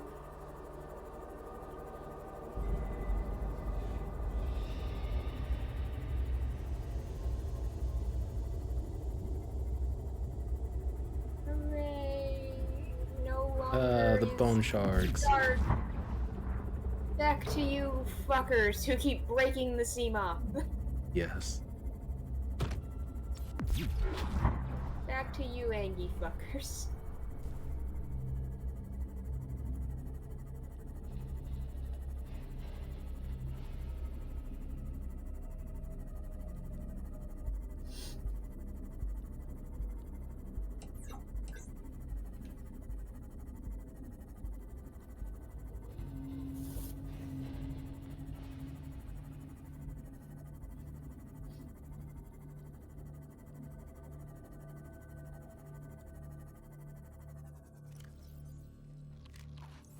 Reef back. Many reef backs. Yes. Me love the big drifty boys. They're cute. In a weird sort of, you are a very large creature, but it's so gentle. Yeah. Cute kind of way. I love them. They'd be cool creatures to have to get to actually see. Subnautica VR. I think there is a VR compatibility for Subnautica. I think there is, because I just- every time I open this game, Steam VR opens. Yeah, I do believe it. They have like a VR compatibility, so yeah, it'd be fun to play VR. I could definitely do that. It'd be terrifying, but it would be kind of worth it. Maybe as like an off-stream thing. Yeah, absolutely, give it a try. And if you do it for stream, it'd probably just be like after beating the story of the game, Yeah. and then just doing it as like one-off. Hey, silly bullcrap. Welcome aboard, Captain.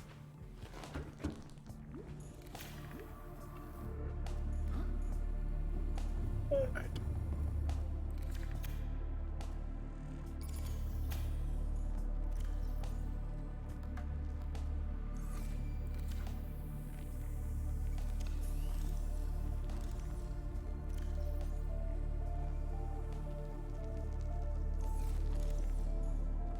All right.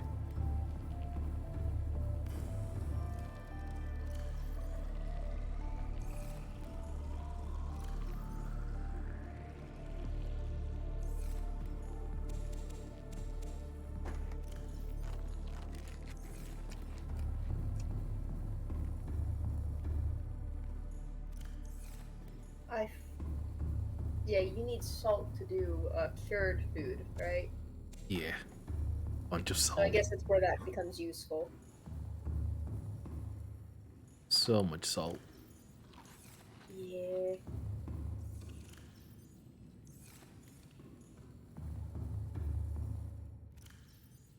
It really do give you that much water.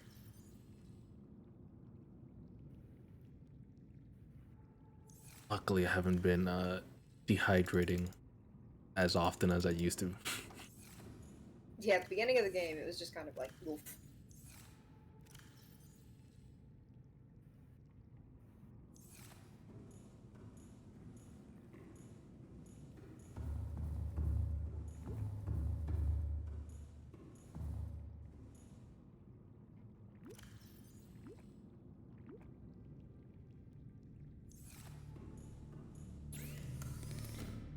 What do I need? Nickel ore. That is something that I've yet to encounter. Oh boy. Oh, I'm gonna have to look up where that one is because I have not a clue. I want to say it's in the lava areas or the thermal areas, but I could very well be wrong.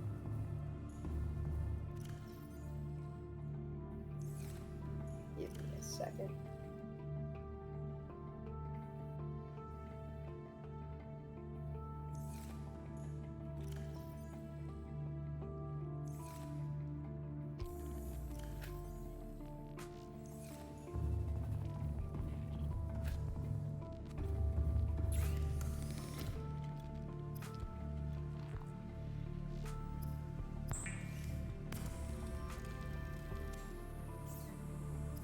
Interesting. So it is found, I was correct, it's found in the inactive lava zone and in the Lost River.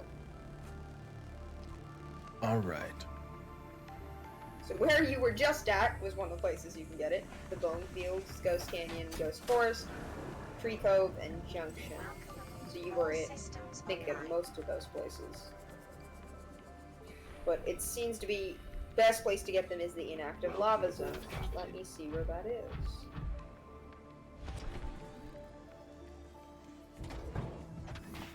Okay. Oh boy, this one's gonna be a journey.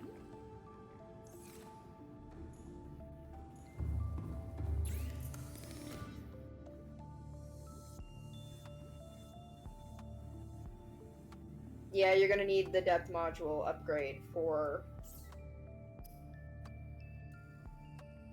For the prawn for the suit. prawn suit, yeah, because this goes real deep down, past the 900 meters. You are going to be going down into like 1,500 meters. Oh my. Yup. So time to get the upgrades for the prawn suit. I need nickel. Because you can get nickel in the lavas or in the Lost River, but I don't know how often it comes from. But okay, so nickel ore can be found as a raw material, so you will not see it in any. So you are going to need the drill arm, because there are ton of large nickel deposits. So I have to go back to the bone fields. Mm-hmm. Alright. But you are going to need the drill arm.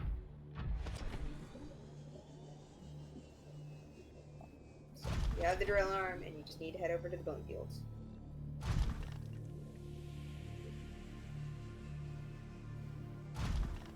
Off you go. I would definitely also recommend later on getting the grapple mod for the grapple arm for the prawn suit as the secondary one, because it'll help with maneuverability. All right.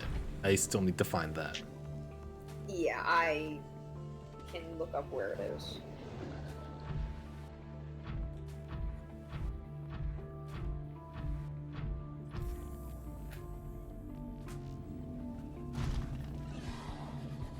Okay, prawn suit, grappling arm. They can be found at the wrecks. So the Blood Kelp wreck. So the Blood Kelp Trench wreck, the Dunes wreck, the Grand Reef wreck, Mountains wreck, and Underwater Islands wreck. So it's just found in the different wrecks. So we'll have to just go around to the ones that you haven't gone to. Well, since I'm heading to the Blood Kelps, I guess you can try to search for one of the wrecks there. You won't need it to get the nickel ore, but it's probably super helpful to get it before you, not before you proceed forward, but helpful for later. yeah.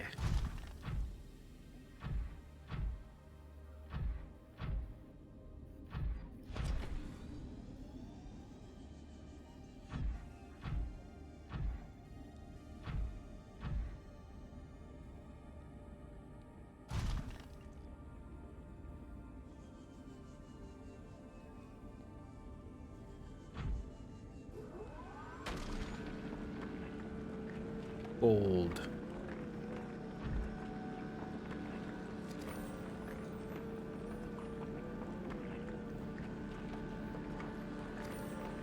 Ah. It comes with vehicle storage. Yeah. Very nice.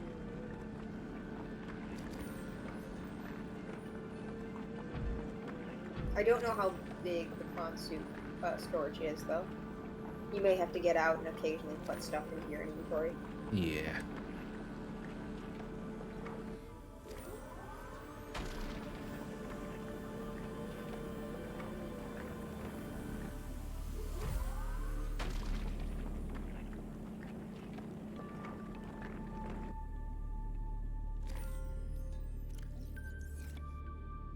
Passing 100 meters.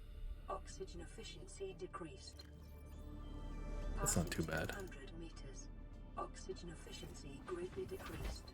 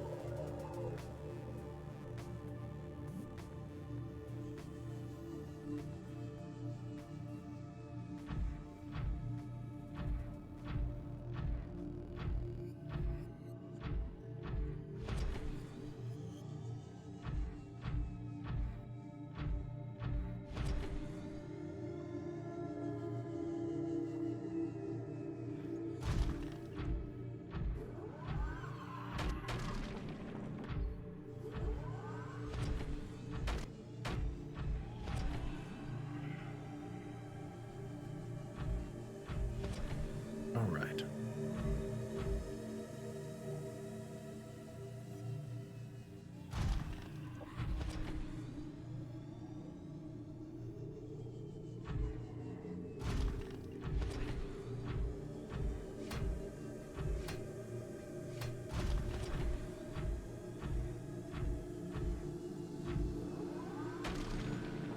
Since I'm always running out of copper.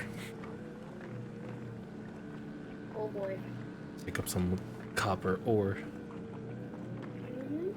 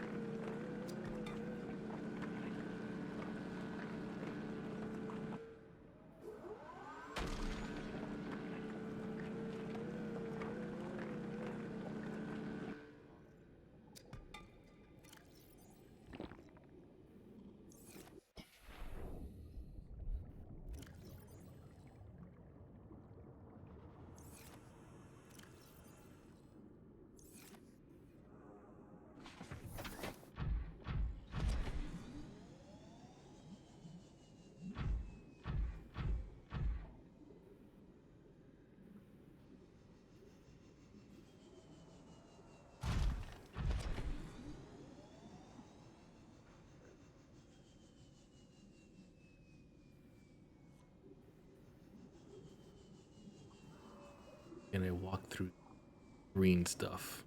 The prawn suit. Yes, you can. As long as you're Alright. in a vehicle, you can easily walk through that. Alright.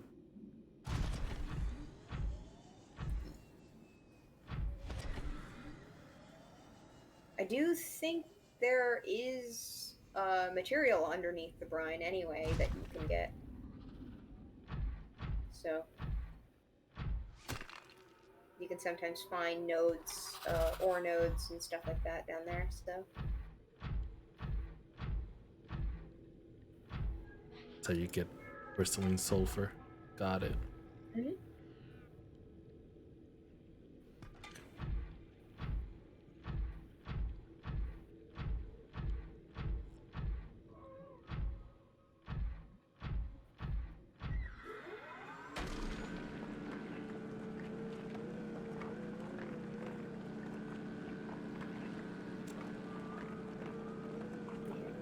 There we go, nickel. Yeah. We need a bunch of.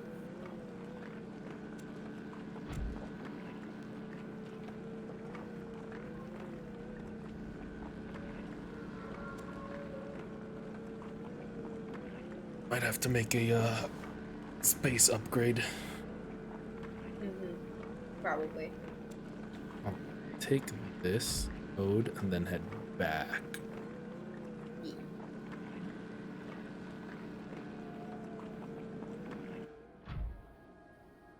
It's full.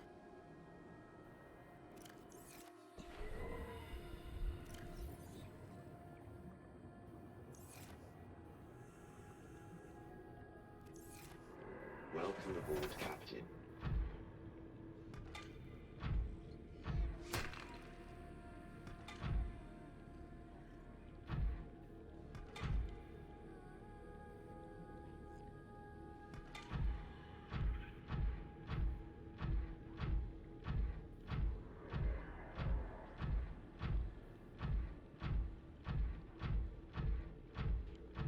I can find one more piece of sulfur. Mhm. Here you are. Alright, cool.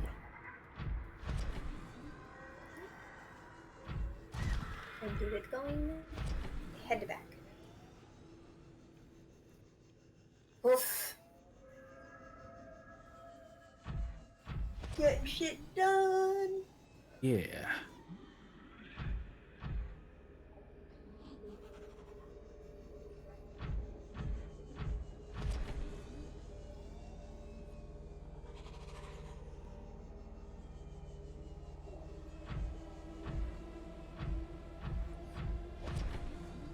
Have you decided yet on what to make the background for that one piece?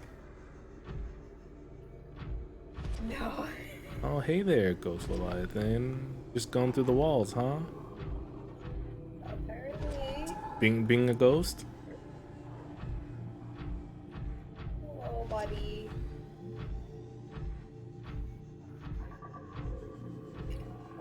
Warp right next to it, and oh boy.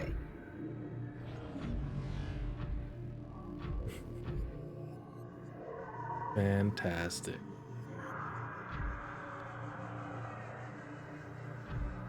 Peace. And to believe that that's a baby. That's a child. I understand. Yeah, that's a only a little juvenile ghost leviathan. Got it. They get bigger. Mm-hmm. That is in the void. Is the adults. So the edge of the map has the grown ones. Ooh. And they are scary. Because they're huge.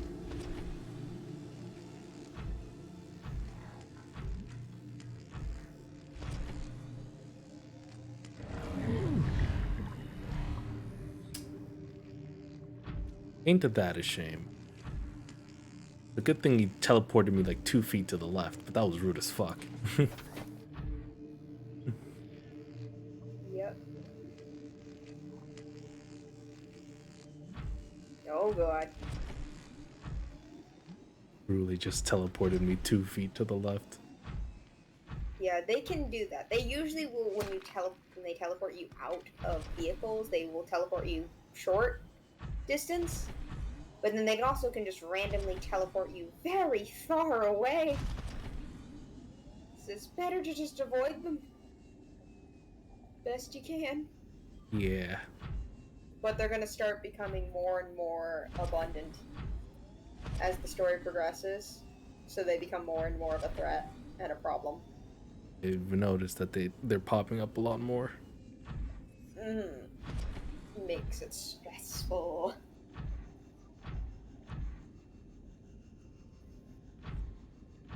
Oh boy.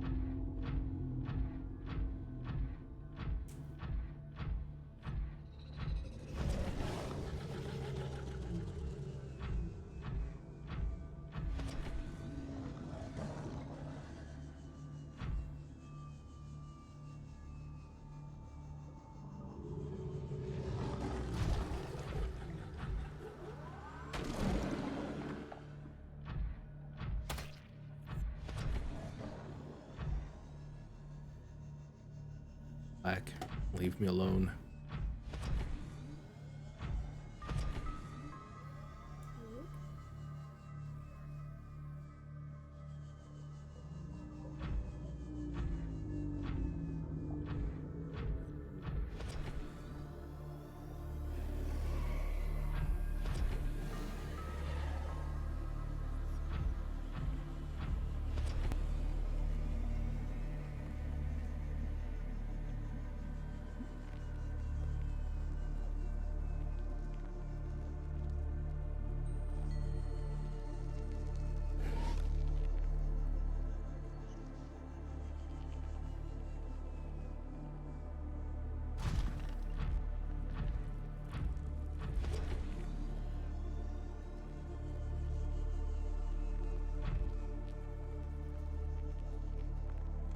Welcome aboard, Captain.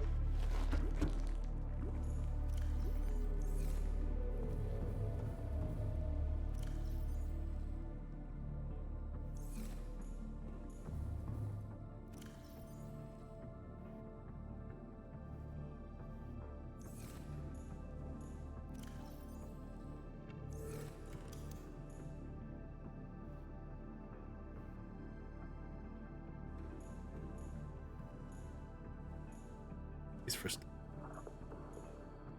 Yay.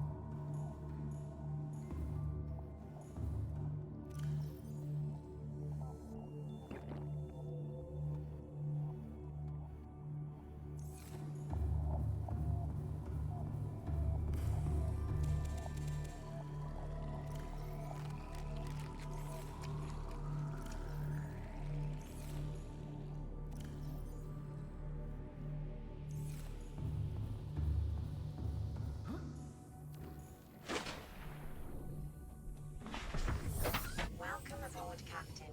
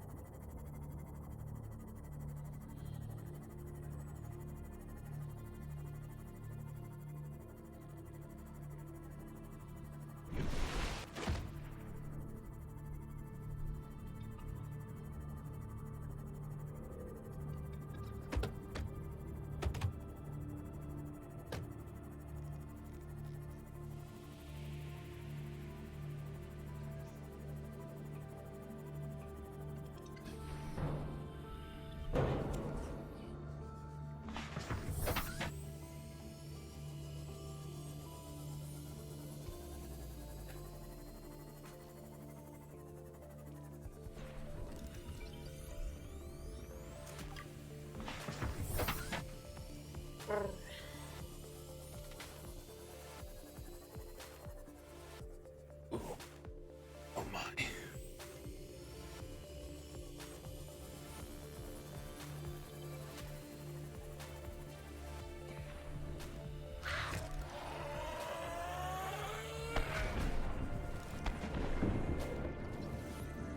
Coffee vending machine.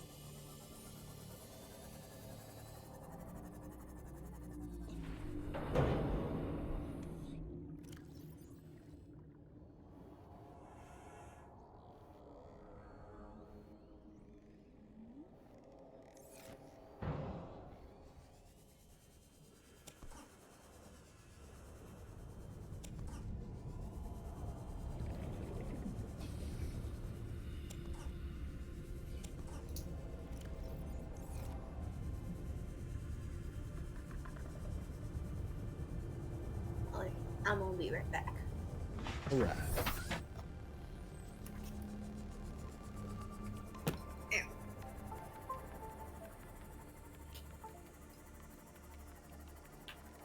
Man, oh man, oh man. I did stuff.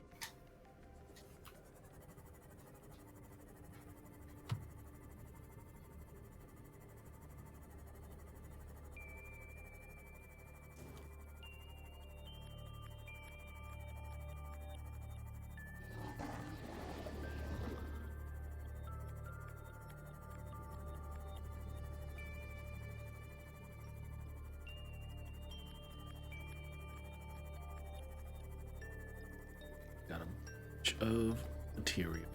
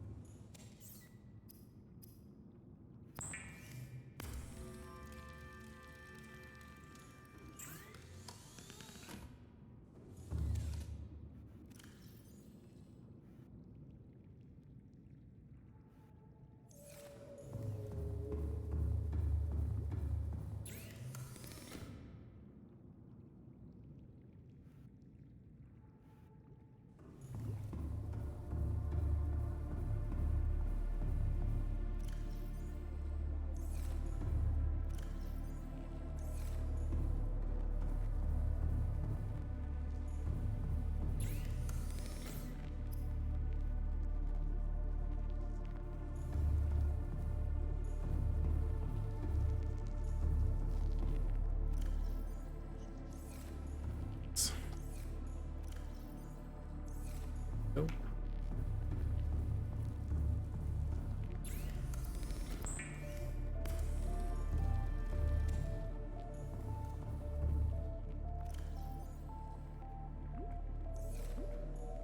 $1,300.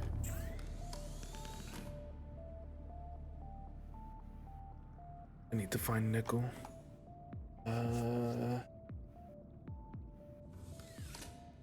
Not nickel. God, what's it called? Oh my god, what's it called? Lithium.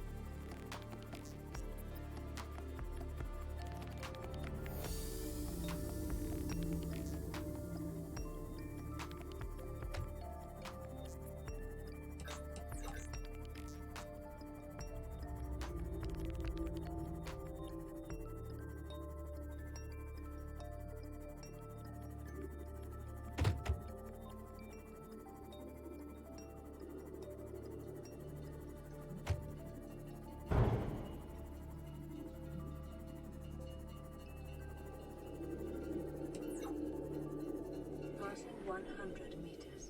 Oxygen efficiency decreased. Passing 200 meters. Oxygen efficiency greatly decreased.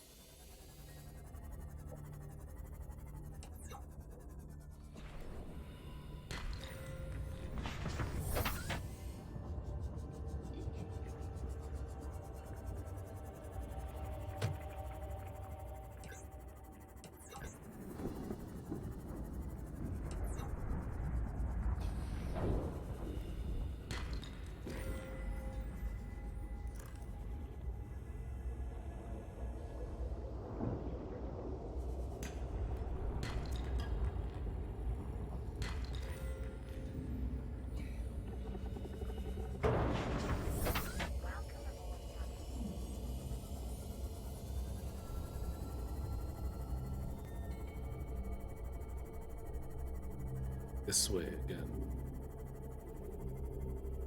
Go get my prawn suit and come down here with the prawn suit.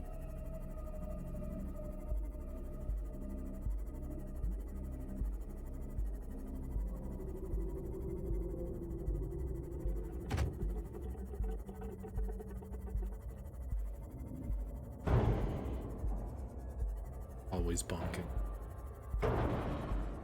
Oh. That was the worst.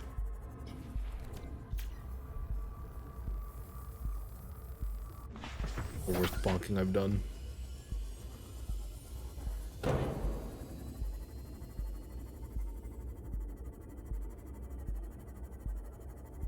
Cool. God, now that I know where things are, zooming to these places, becoming very efficient.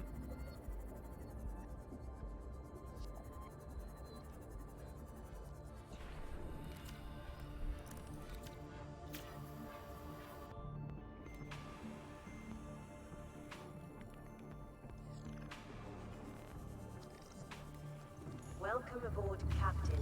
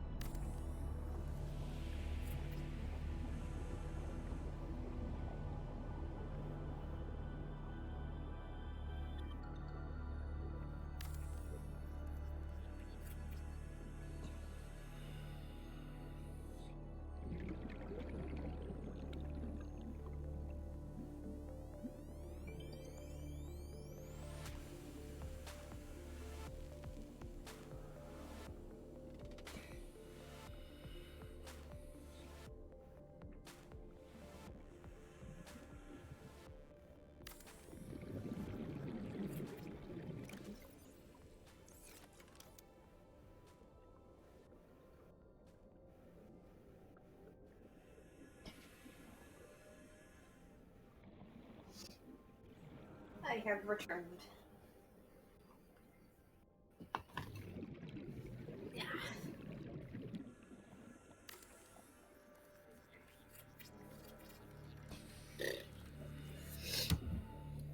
Oh.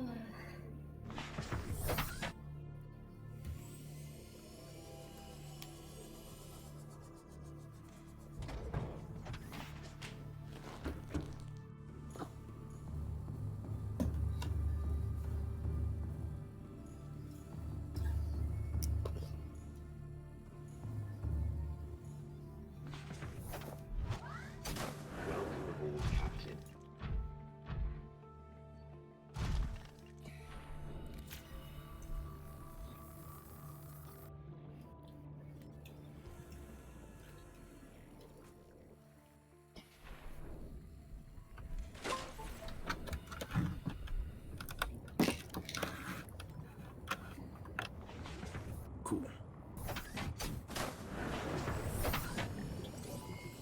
All systems online.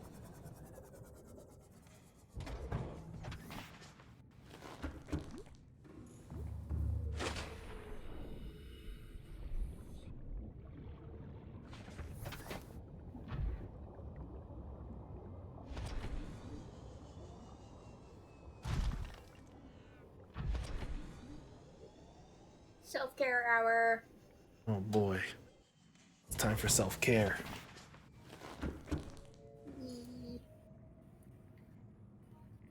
Alright, cool. Time for some water and some stretch. Yeah.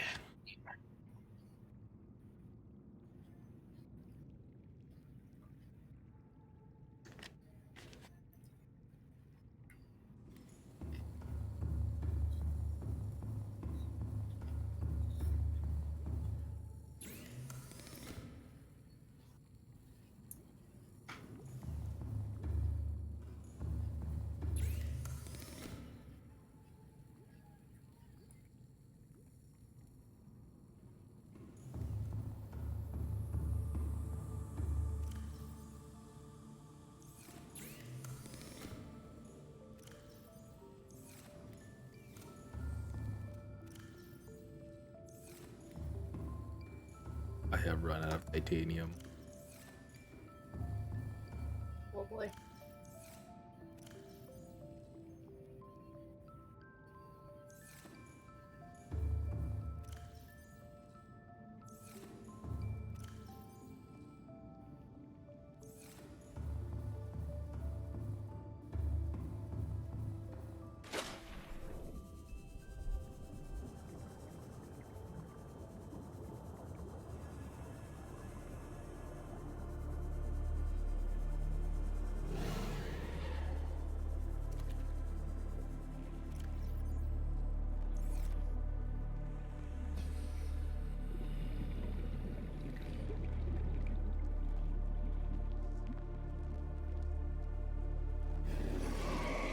Not those. I need other fish. Other fish.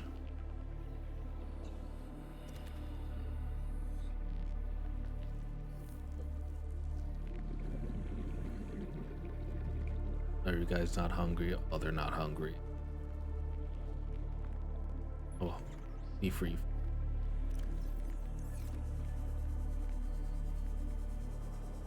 All right.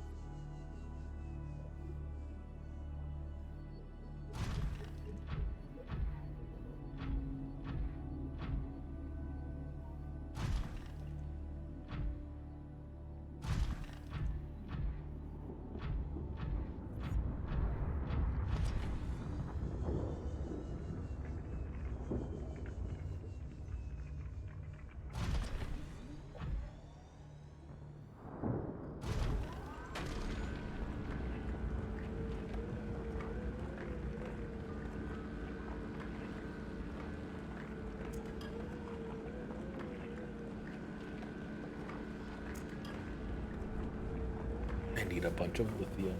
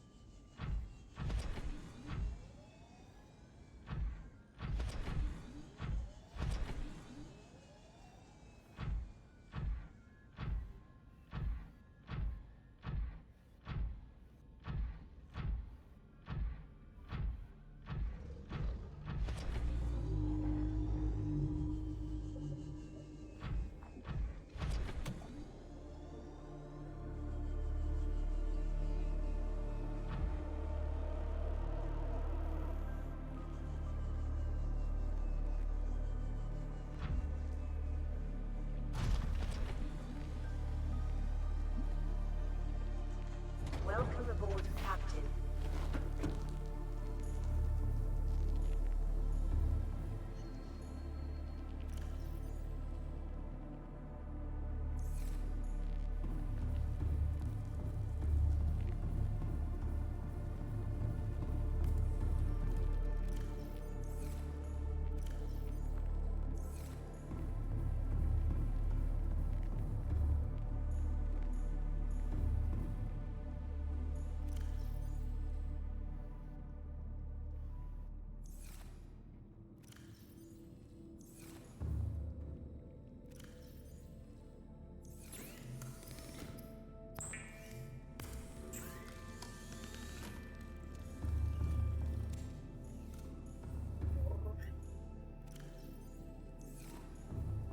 So what's the next thing we're up to? I'm about to. Oh, welcome back. I'm about to upgrade the Yeah, I was just about to go to sleep. I just noticed you two were sleeping. Yes. Don't Yep. worry. This is a normal occurrence in the server. Okay. I go night night now. Right. Yeah. Night night. Cyclops. Whoops. On suit. I need kyanite. Wherever that is. Crystal. Kyanite, I think, can be found. I think I remember seeing it. Oh, brain, why you no remember?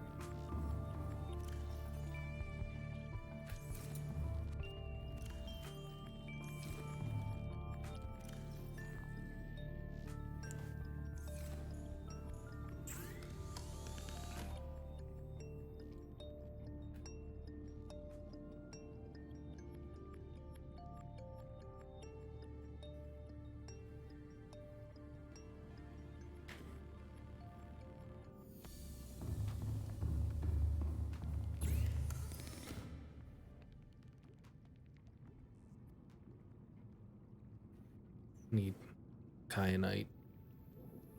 Okay, yeah, kyanite is found in the lava areas. Inactive lava zone, lava lake, lava castle. All right.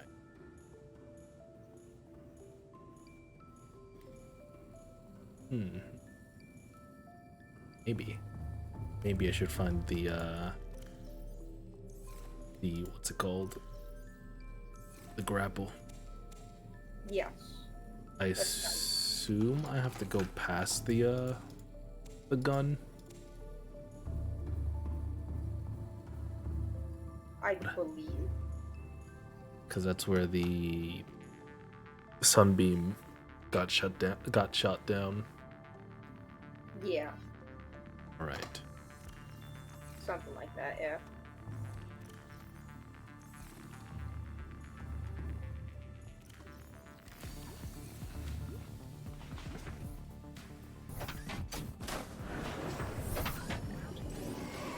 All systems online.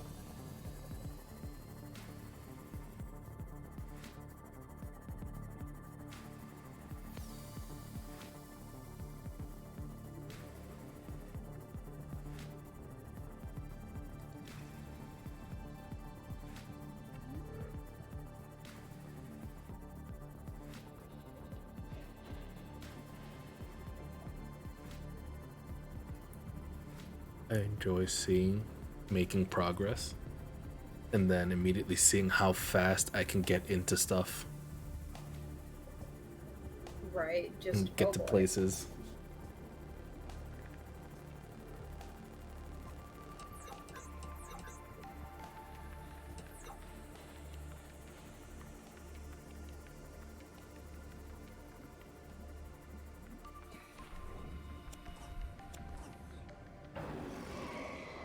Yeah, bite me.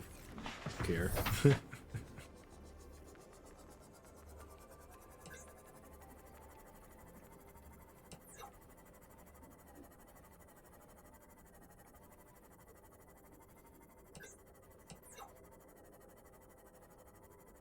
What is past the gun base? Because I've never been past it until now. I think it just leads over into the mountains. Ah, all right. And I believe there's a portal in an island, an underwater portal, like a cave system. But I think you went there when wandering about, because I remember you going there and it was really close to the gun island. I think the one underwater thing that had a portal was when my first sea moth got destroyed at the bulb place.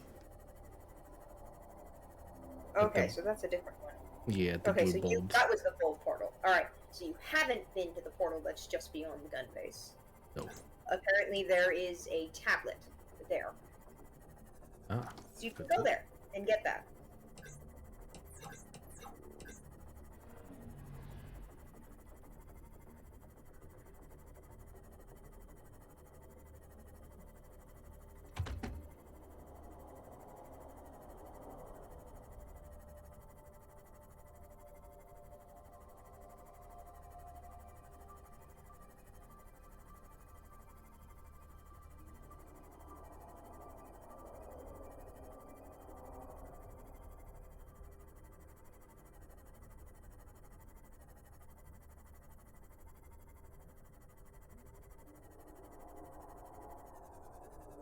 Passing 100 meters.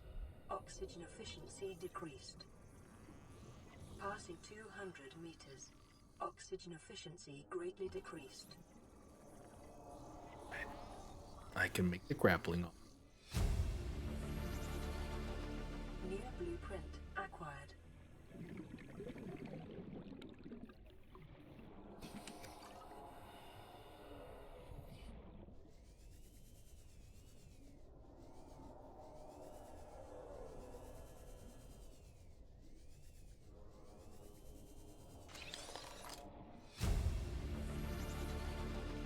New blueprint acquired. Alien containment. Oh boy.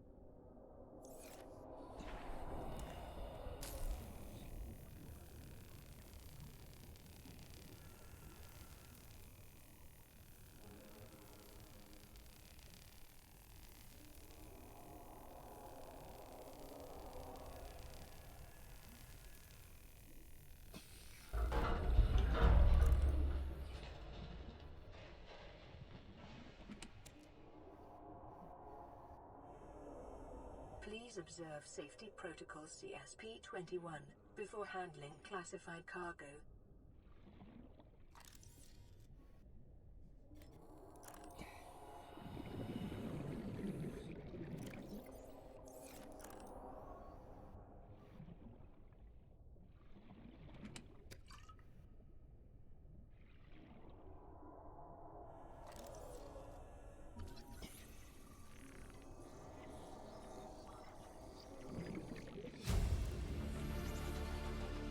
New blueprint acquired. Okay, so the directions to get to the lava lakes is obscure as fuck. There's no, it just says caves. So I'm gonna guess you can go into any of the caves and get to the lava lakes, to where you can get kyanite.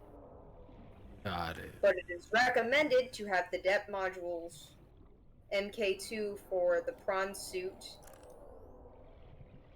and not required, but recommended is to have the Cyclops made and have the depth module MK3 for it so that it can go down in there. It's only recommended for that if you are farming up material. If it's just to get a couple pieces, you're probably just good with the prawn suit. To be honest, the Cyclops will not be necessary for most of the story, unless you want to, like, go on a farming adventure and be whole prepared for the final parts. Maybe. I'll see when I get, I guess. Yeah. Because I know some people do it that way, and then other people are just like, yeah, you can kind of do it with just the prawn suit, the sea moth. Yeah, I mean, so far the Seamoth has been doing everything. Mm-hmm. Because the sea moth is the fastest vehicle. It just has almost no storage. Yeah. But I think the benefit to the Cyclops is you can have your sea moth and prawn suit, or prawn suit, you have one of them stored in it. Ah. Mobility. So then you can go off somewhere. If an area is too big for or too small for the Cyclops, you can hop into the prawn suit or the sea moth, go in, get the thing you need, come back out, and there's the base. I just looked at all the items and I see that they added a Markiplier figure. Mm-hmm. Nice. Very nice. Big noise.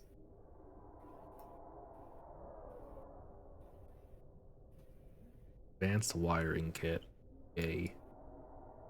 There's also the one for Jack that Ooh, you can get.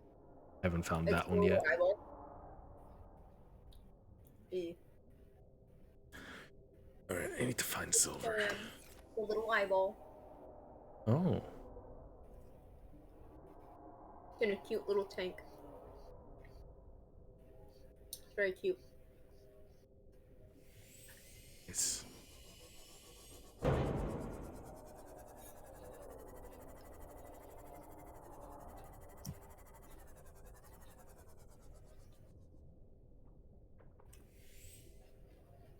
So far.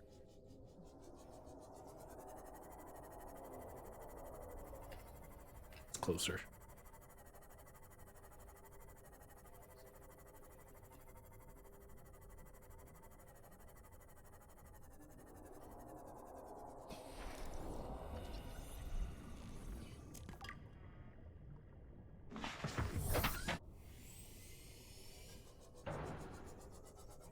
There's yet another Reaper. Mm.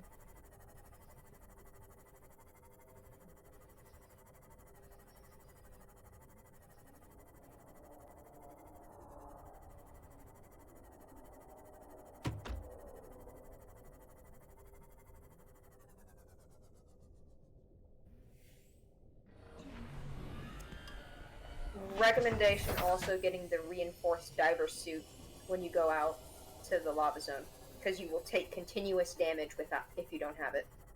Ah. Right.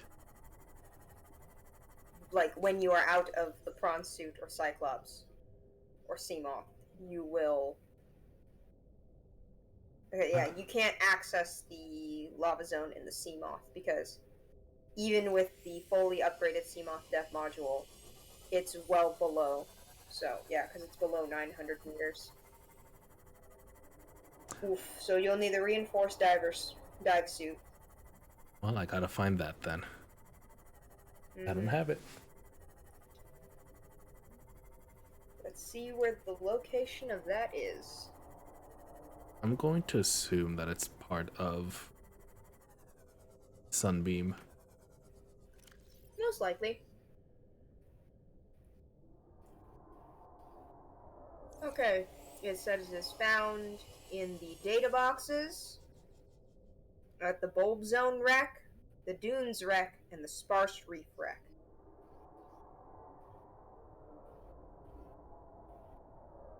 I can go to the Yes, so there's apparently a wreck there that has the blueprints for it. That you get from a data box. Got it.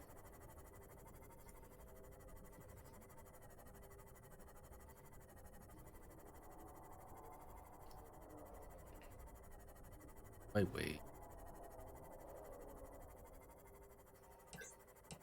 You will swim slower in it. That's perfectly fine. I'm not gonna be... 0.95 meters per second slower. Got it. I won't be out of the bronze suit that much anyways. Yeah.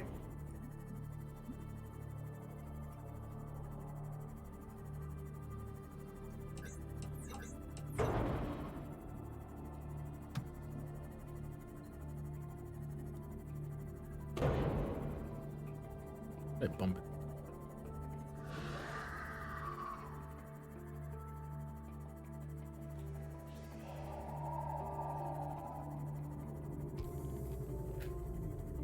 Yes, Hannah? I know. What is it? I'm sorry, we can't go play right now. You gonna make too much ruckus. Gonna wake Grandma and Grandpa up.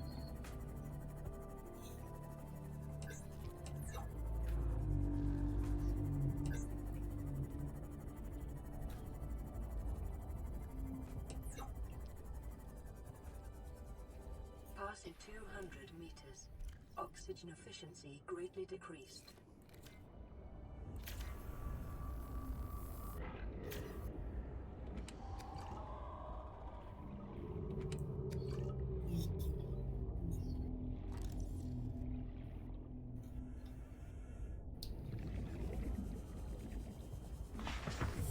Welcome aboard, Captain.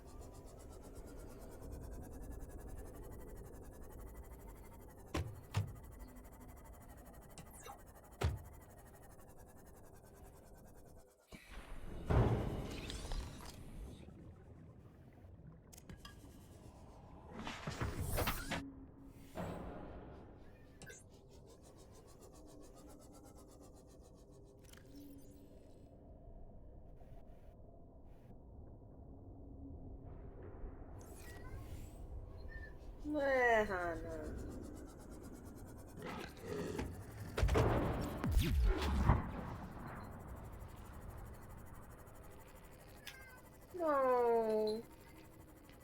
Where? Where, Hannah?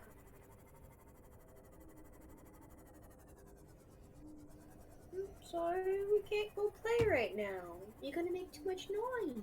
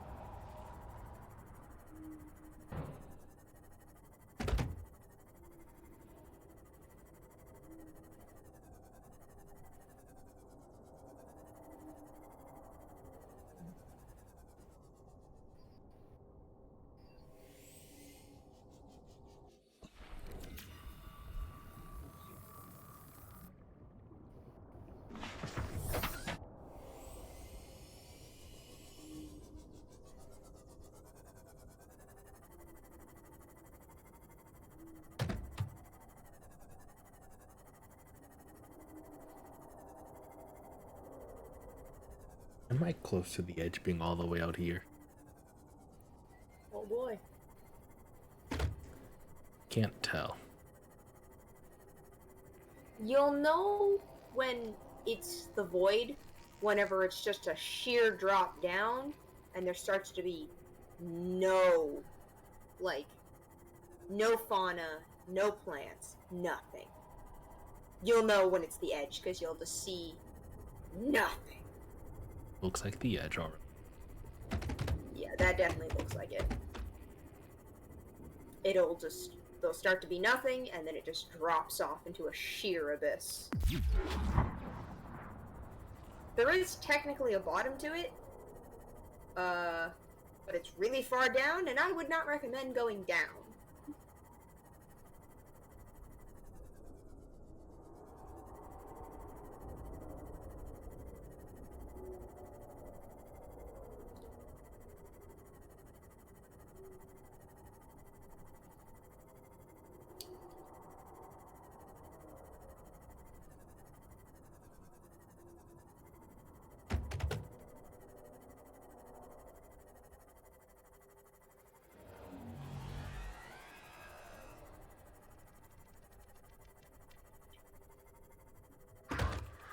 Keep teleporty boys pop up behind me. Oh boy.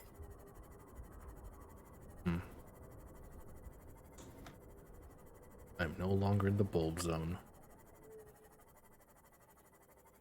Might have gone up to the mountains then. It's the other side of the what's it called? Where are you? The bone.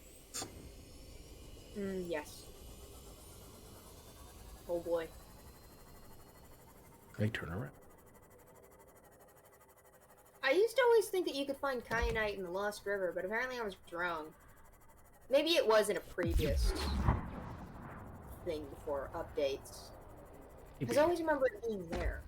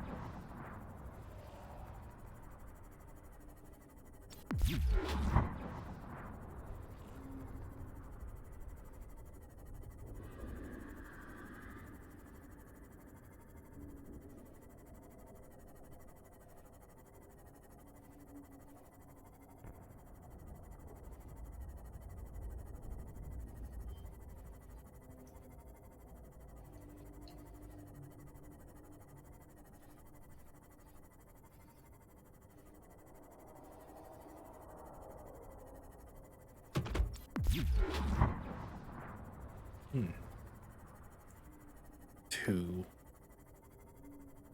of the ship pieces out here, and none of them had it.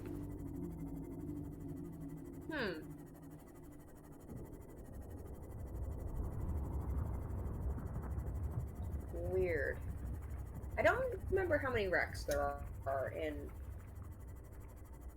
I have to check.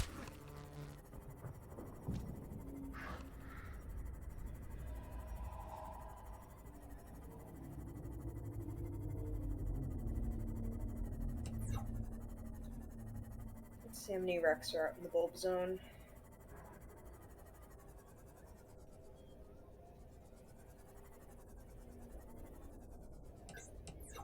It says it's in there. Did you already get it and just didn't see it? Because it's supposed to be found in the fabricator. Only have the what's it called? The radiation suit.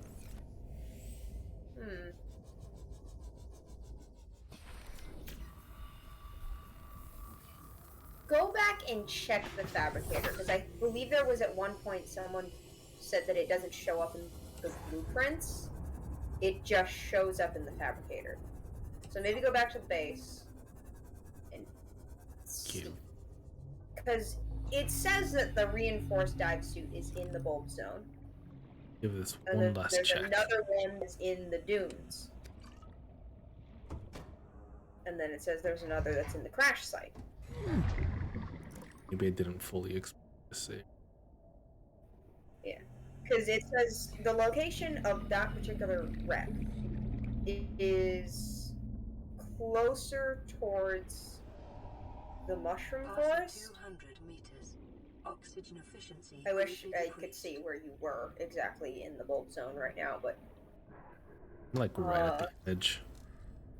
okay, so you need to head back west.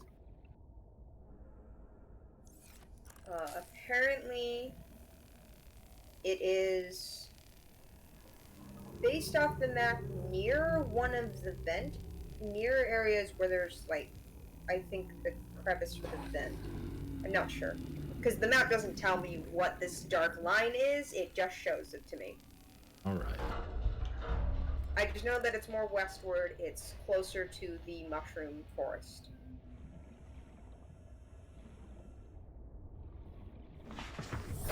Welcome aboard, Captain.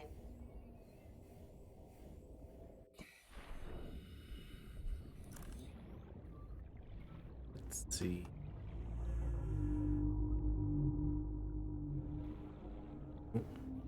Did you get? Oh no, that's a Cyclops sonar. New blueprint acquired. Integrating new PDA data. No, that's not it. New blueprint acquired.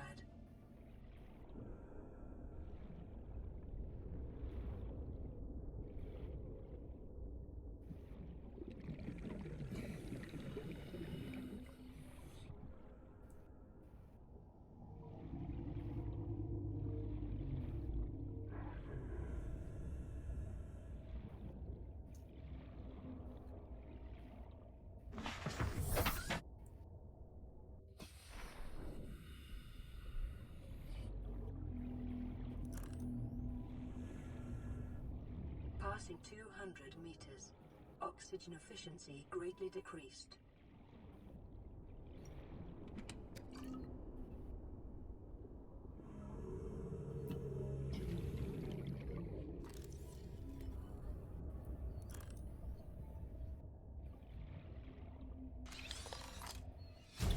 it is. I found it. New blueprint acquired. Yay!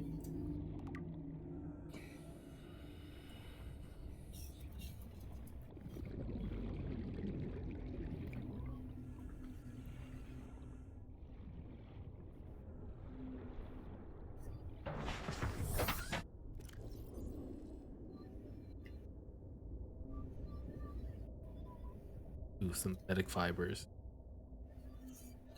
Mm-hmm. I should have.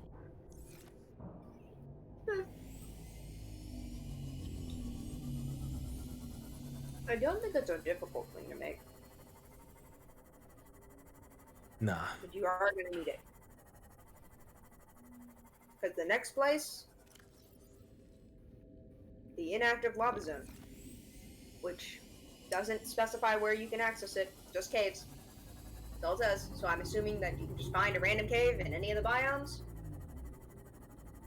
I'm gonna guess the best guess is go where the thermal caves are, like the thermal vents, and find a cave in that location. That would be the safest bet. But from what the wiki tells me, any cave can reach down to it. Got it. Alright. But it's very vague about it. See. I don't know if that's intentional, just so that people can't spoil themselves easily, or if it's just legitimately any cave. I have to feel see like that. it would be. Yeah. We're gonna find out.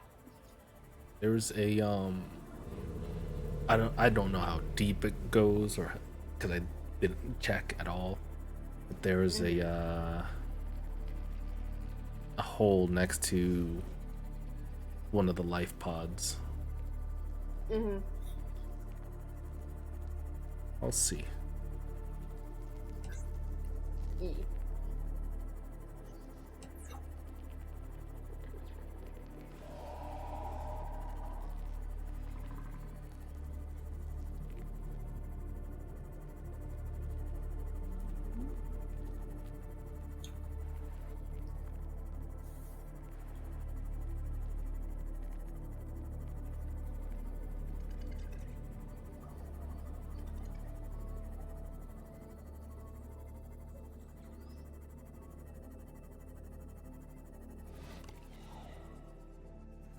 Welcome aboard, Captain.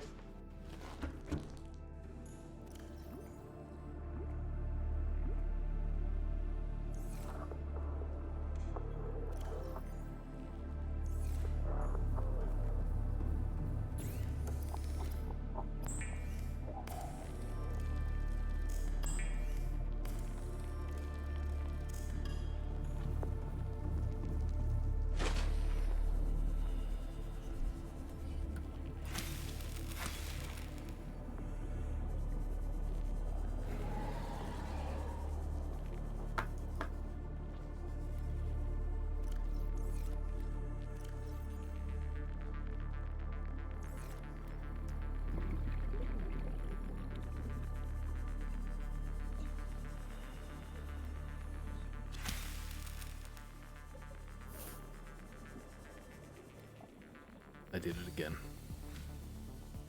Oops.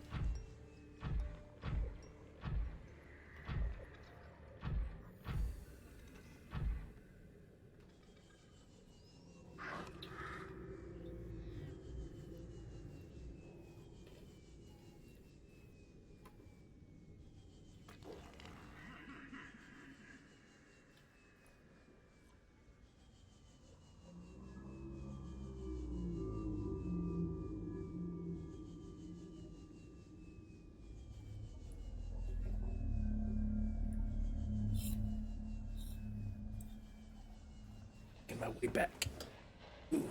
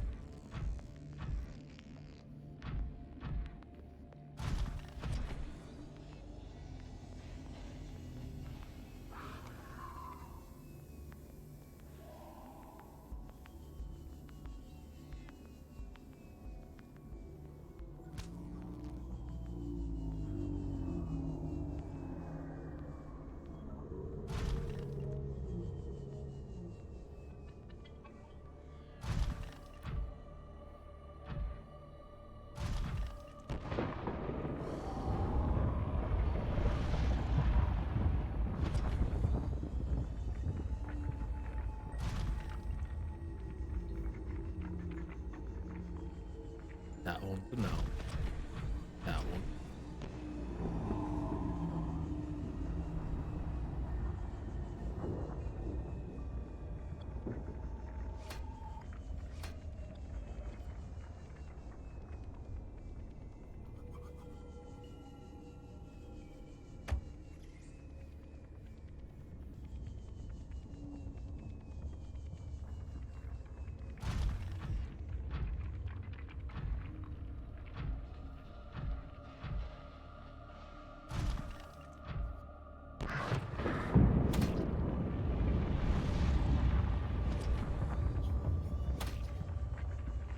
That bone shark really sacrificed its life just to hit me.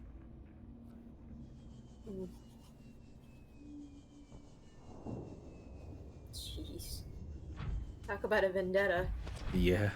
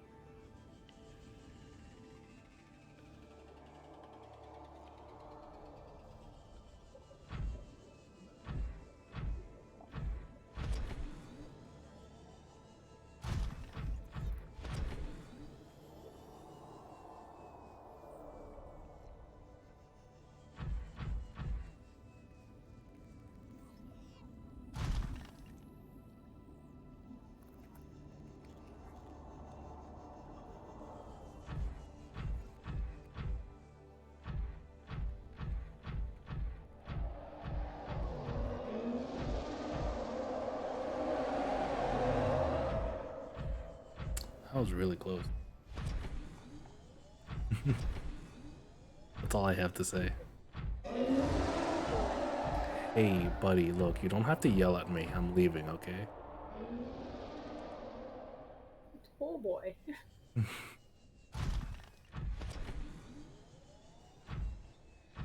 Well then.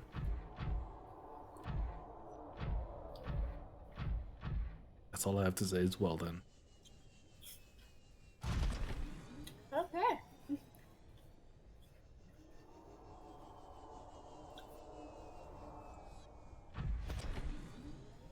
I've expected one to be there, but I didn't expect it to be that close. Fair.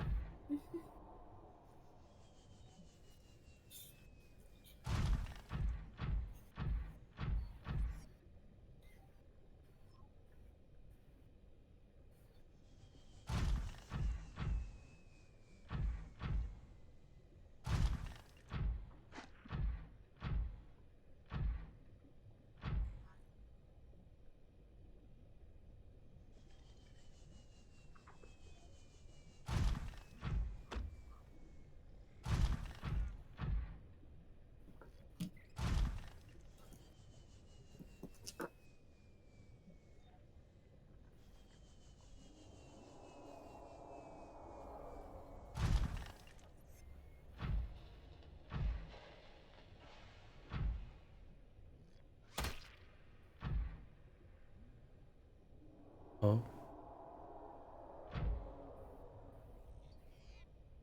Look, buddy. Between you and me. Oh man. Look, I can't do much. Hey. Hey, hey, hey, hey, hey, hey. Hey. Hey, back off. Back off. Back off.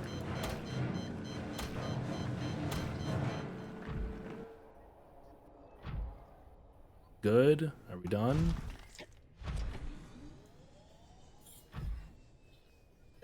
Got it.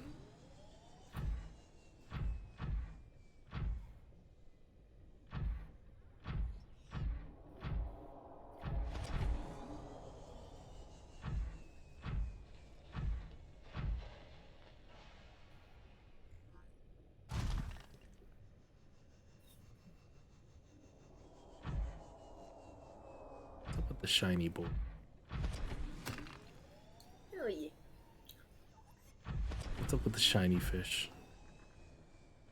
I don't know.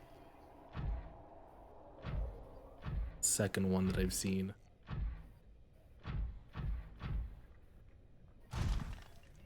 All right. I think there. I don't know. I think that might be a thing that's kind of a bug. Okay, so this is supposed to happen after the end of the game, I think. But they have the enzyme 42, which cures them of the Kara. I think that it was an accidental bug where they're spawning. That's randomly fish that have them, unless I am mistaken, and they included them in the game in which you can eat them, and or they're part of a specific thing you're supposed to gather. But I think that because I know there was an update where you would have to actively fight off the Kara, but then they removed it because it made the game too difficult. So I think that might have been these little guys just exist now. That they just have enzyme 42 in them. Welcome aboard, Captain. I feel like it might be a bug, but it's not going to affect the fundamentals of the game, so I wouldn't worry about it. They're just shiny. Just shiny. Understandable. It's a sparkly fish.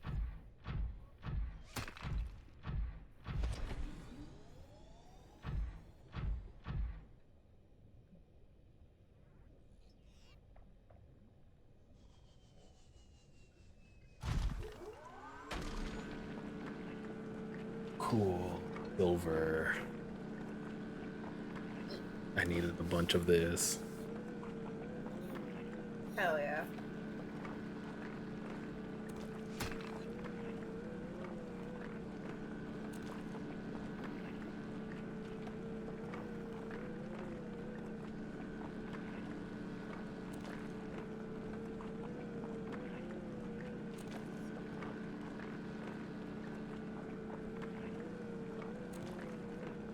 hope my Reaper friend up there moved on to a different place because I have to go back. Oh boy. If not, I guess you're just gonna have to have another snack down with it. Yeah.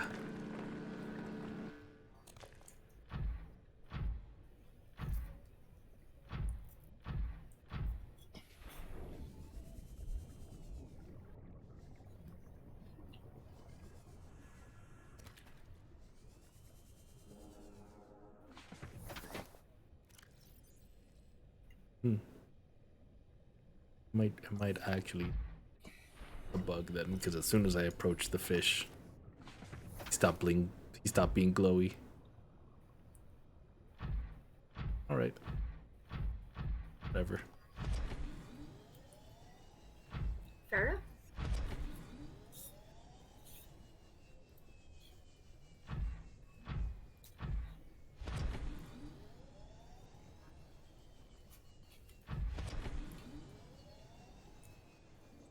Oh, he's still there. Oh boy.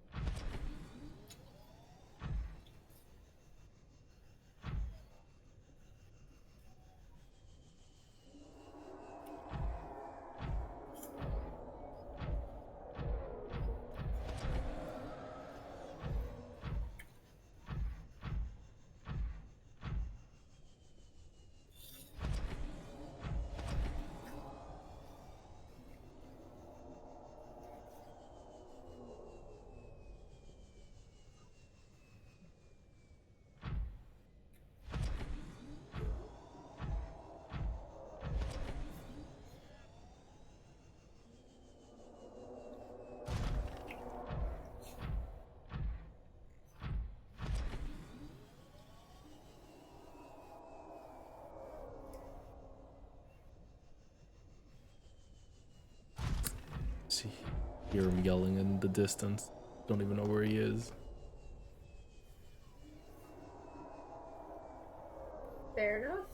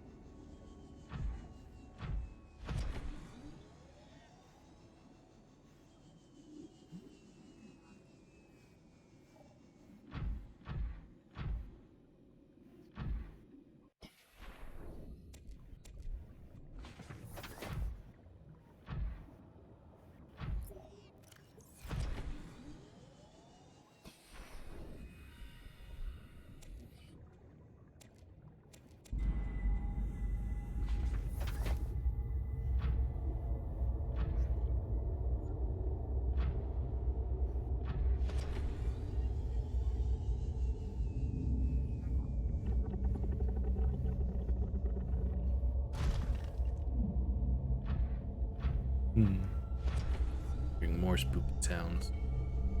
Oh boy.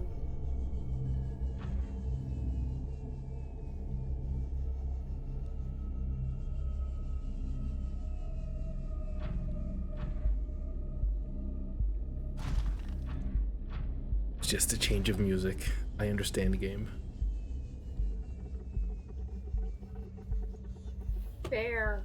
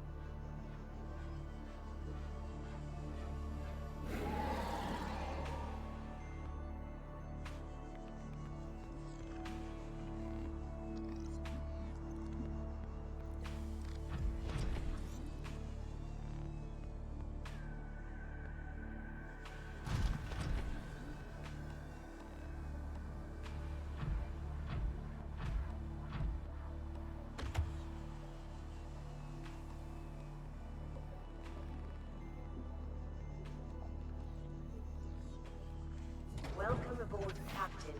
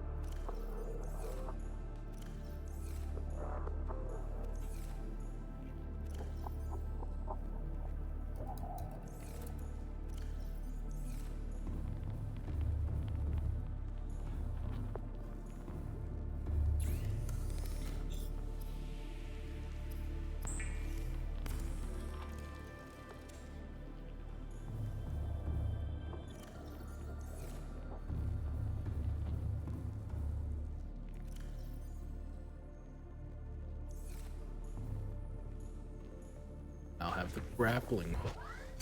Welcome aboard, Captain. Yay.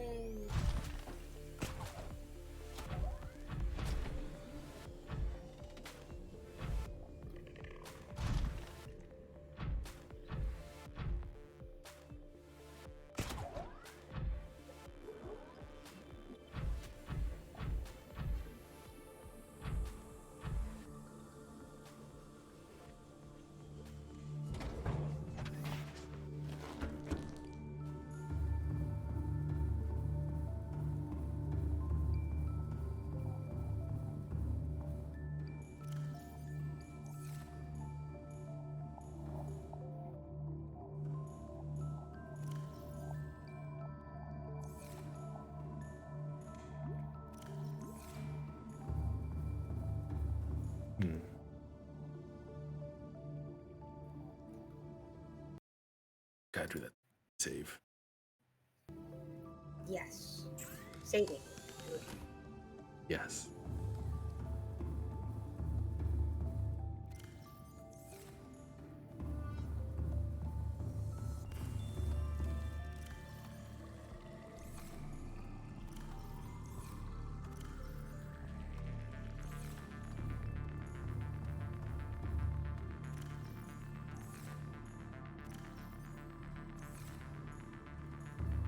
You know, I think this is a good place to stop. There's a bunch of progress done.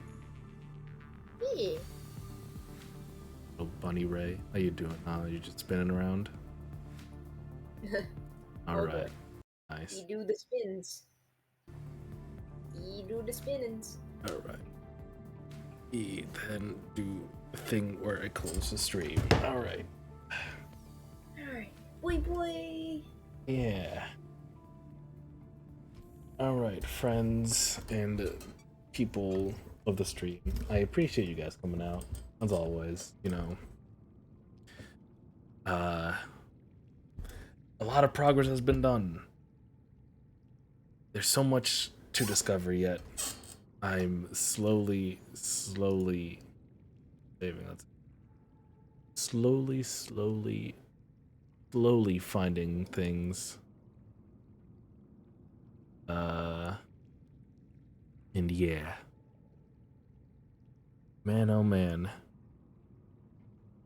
Oh, that's gonna be next, the thermal power facility. Cool. Yeah. Still saving. But yeah, again, I appreciate you guys coming out to watch the stream. A little bit of an important thing.